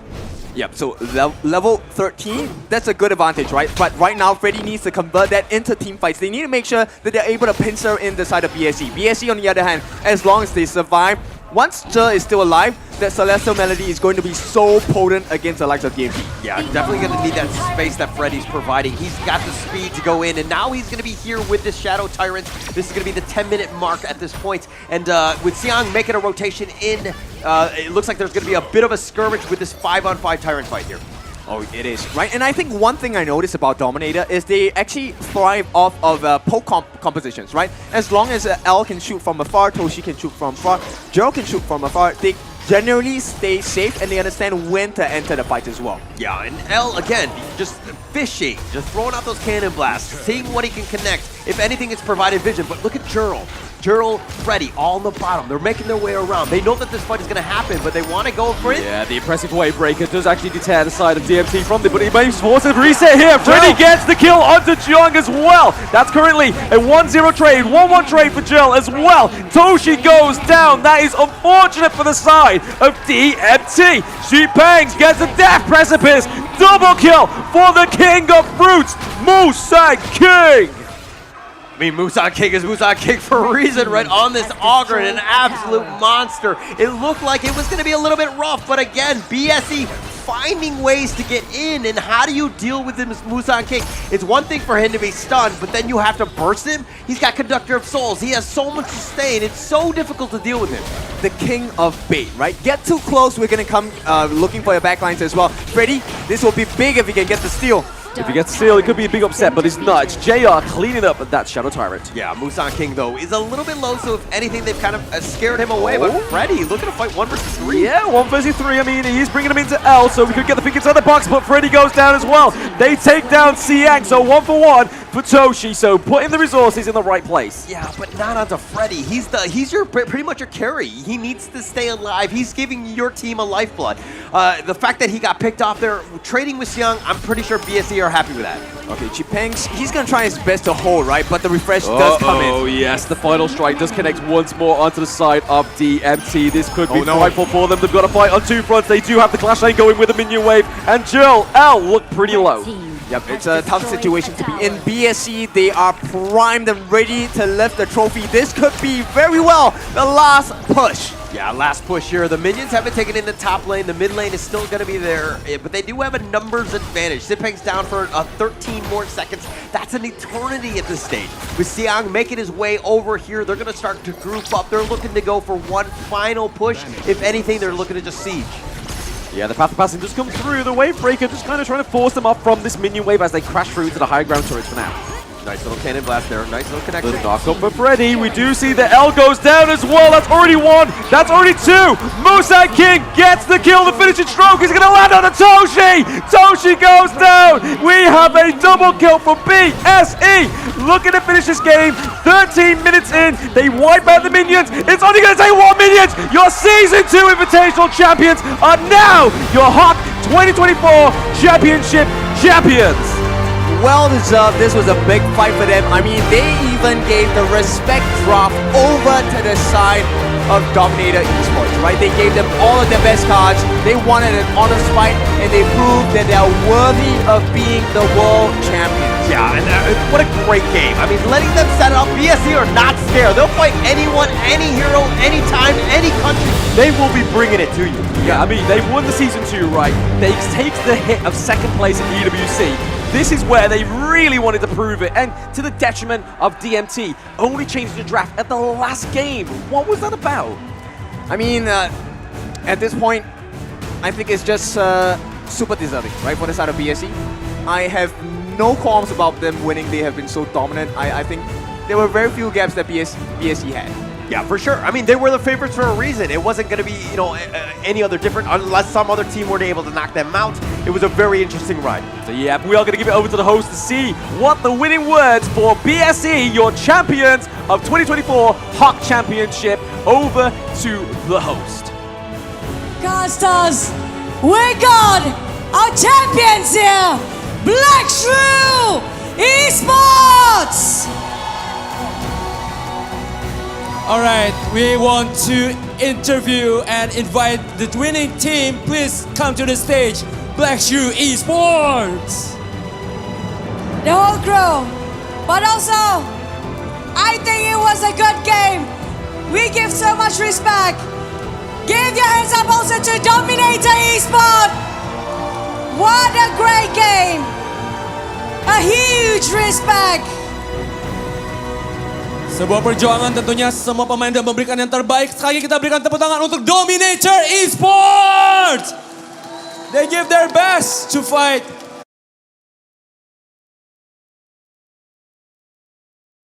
To answer, I'm more happy. All right, Chuchu. We're gonna starting off the first question here. Yes, Who want to ask? You want? Okay, let's go. Okay, I know you. Super excited right now. How does it feel to win the first ever Honor of Kings World Championship 2024. Very happy and thank you for all support us. Yeah.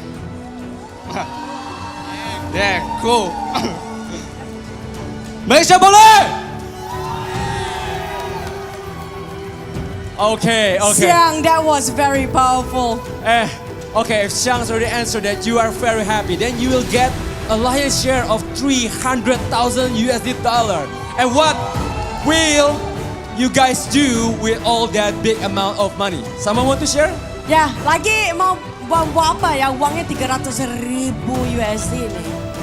I think 我要问你，来，我过来，没关系，不好意思，Coach， 来，我过来一下。你们刚赢了300，应该300万吧？300千，300万，哇哦，300千美金，对吗 ？USD， 你们怎么用那钱呢？我留着娶老婆。He will save it to marry a wife. Wow. Disimpan duitnya untuk cari istri. Wow, cari pasangan hidup disimpan ya duitnya ya. Wow, okay. That's a really wise of using the money. That's a big money. Okay, Cucu, that's already the winning, the happy, you already want to share. But Not I want yet. to ask the manager. Yes, go Joker. Yes, what did the manager prepare and what did you say to the coach say to all of this team? What is the secret that you can win until now? 所以呢，我们想问的是，有什么你每天跟他们说什么吗？所以他们现在会有这么好的态度，会赢得这一场冠军赛。也没有说什么吧，因为我刚来带他们的时候，我就知道，我的队员上限都很高嘛，然后只要他们的心魔就是自己嘛，我相信他们打破自己的心魔，这场一定是冠军的。Oh wow, that's a very wise answer from the coach. It's always trusting the teams and they know what they need to do. The coach is always believing them. We just need to do our best communication.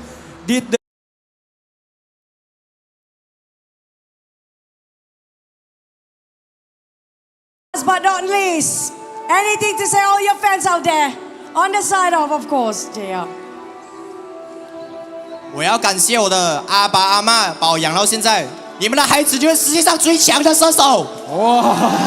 I want to thank my mom and dad. Your son is one of the best players and the best shooters in the world right now.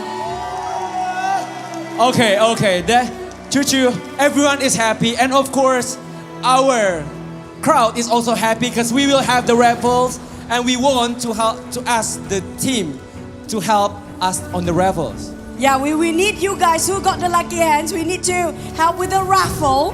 Where is the ball of the lucky Okay, winners? we will bring out the lucky ball.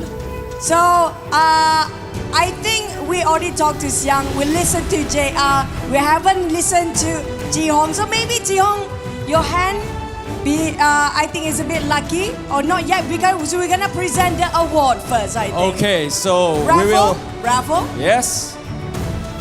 Oh yes, this time it's because of the champion that we won't do it on this. We will do it on the LED. Okay. So we're gonna see who will actually win the exclusive All Hero and All Skin Chest. Now, for you guys, I need the pro players to help me. Tell us to say stop. 你们就说停 ，OK? You see? Okay, we. Stop. All right, we got the 3 lucky numbers. Congratulations to the one that's gonna be the honor of these IDs. You guys just won yourself All Hero and All Skin rewards in the game. I wish it's me. I wish it was me too. Okay, but Ini this is menangnya semua ya. semuanya, Skin. semua skin, semua hero langsung dapat. Wow. This is very, kita berikan tepuk tangan dulu. This is for the winner of the exclusive prize. Buka gamenya terus. Adakah ia Anda? Okay, and this is already After winning this, we want to welcome Mr. James Young to come on the stage. Mr. James Young, our Senior Director of Global Esports Center from Level Infinite Tencent Games, to present us the awards for each of the player. Congratulations again. First off, the Roma for Black Shrew Esports. And we have Zihong, the mid lane for Black Shrew Esports. JR, the farm laner. And then we have Musang King, the jungle. And last but not least, it's gonna be Xiang as the clash lane. Please. All right, now we will take the photo some together. Photos for with the Mr. winners James Young. and Mr. James.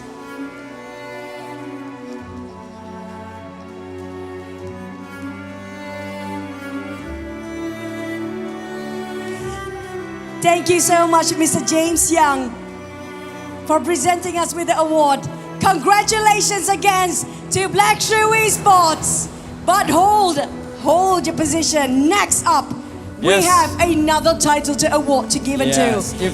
It will be the finals MVP. He, the most valuable player in this, and we will see. Who do you think will be the FMVP?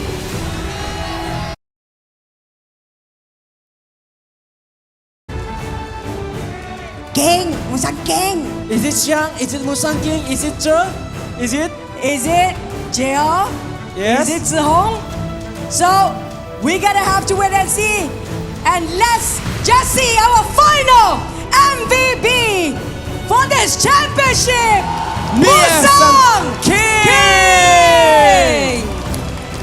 And now we want to welcome Mr. Rex to come on the stage to give up this finals MVP medal to the Musang King. The finals MVP is a player that has made significant contribution to the teams and get the championship trophy with their plays, decision making, and leadership that what brought the team to survive and win their crucial team fight and ultimately being the champions. Wow, the jungler with the leadership, they bring out the best for the team. Thank you so much, Mr. Rex Wang.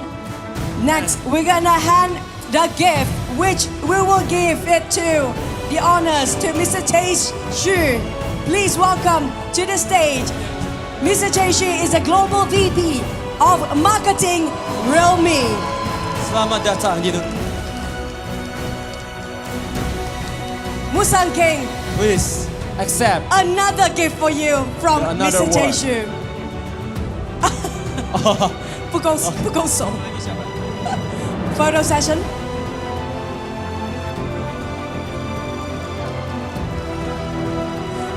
Thank you so much, Mr. Tae Shu, our Global VP of Marketing Realme. Now, on the side of Musang King, I will sit next to you now. Sorry. Do you have anything to say to all your family, friends, comrades, audience that is supporting you to get this FMVP?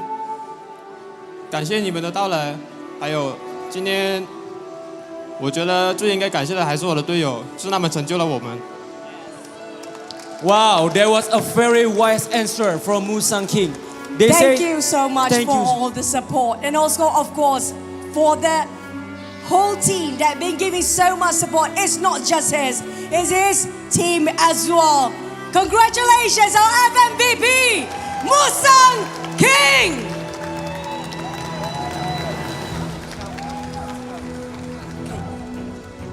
Now, we would like all of you guys to surround the trophy. And we'll try to leave it together with all the audience Together. as well. On my countdown, we'll leave the trophy together. Yes, this is the final moment, the we winning count moment. together. Alright, we will do it together. Kita akan bersama-sama menghitung countdown dari 5. We'll do it in 5, 4, 3, 2, 1. Black Shrew Esports!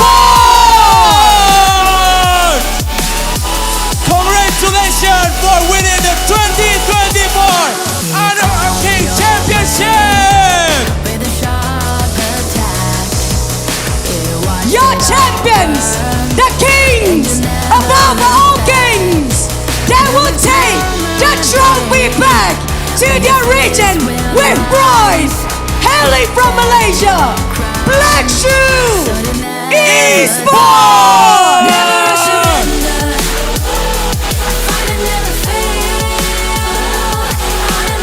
It has been a roller coaster ride. It has been an up and down. We've finally reached our peak of championship in the 2024 Honor of Kings Championship. And this is your champion. And for all of you guys, we thank you. Talents, productions, crews, audience, communities, every single one of you has been amazing. And this is your tournament as well. And this is me, Chuchu, and my partner.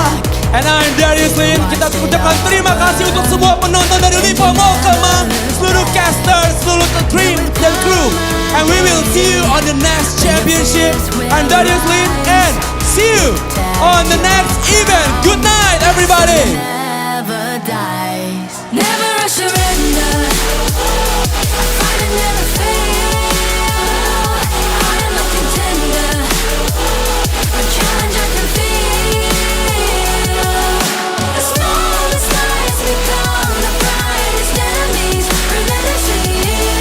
And even if you fall, you gave it everything to be a king. Ada lagi.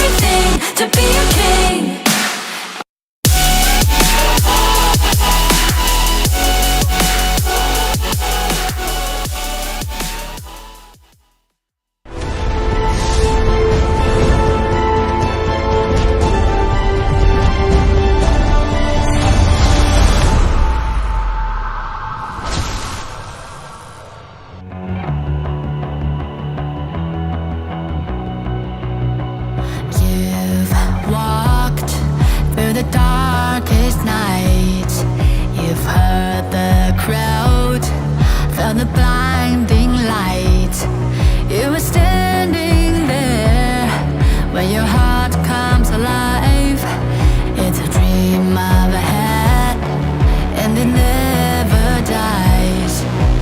Right here, right now, give it all, get it out. Never a surrender, I fight and never fail. I am a contender, a challenge I can feel.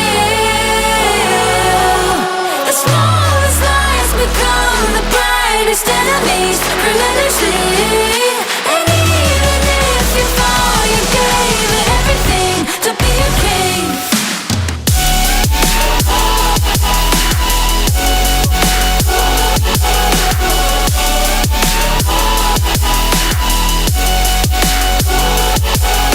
You carved your way with a sharp attack.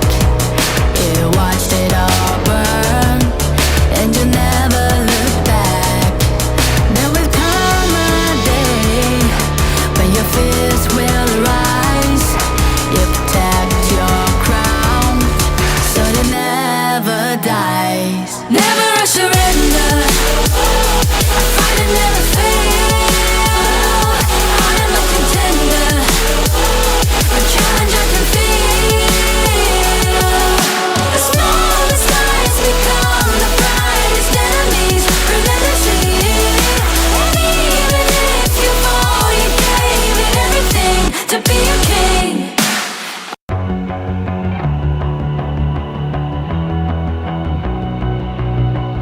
You've walked through the darkest night. You've heard the crowd, felt the blinding light. You were standing there when your heart comes alive. It's a dream I've had, and it never dies. Right here, right now, give it all, get it out. Never a surrender, I fight and never fail. I am a contender, a challenge I can feel. The smallest lies become the brightest enemies, relentlessly. And even if you fall, you gave it everything to be a king.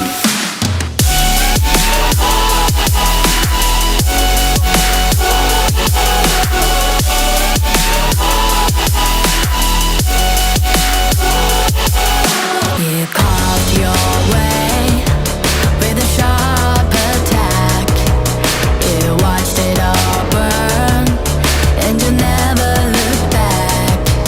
There will come a day when your fears will rise.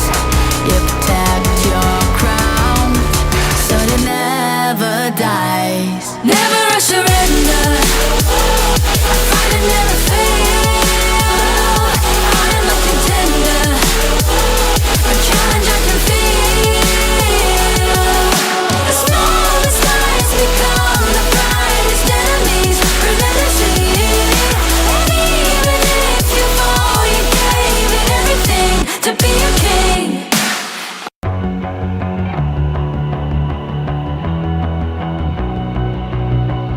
You've walked through the darkest night.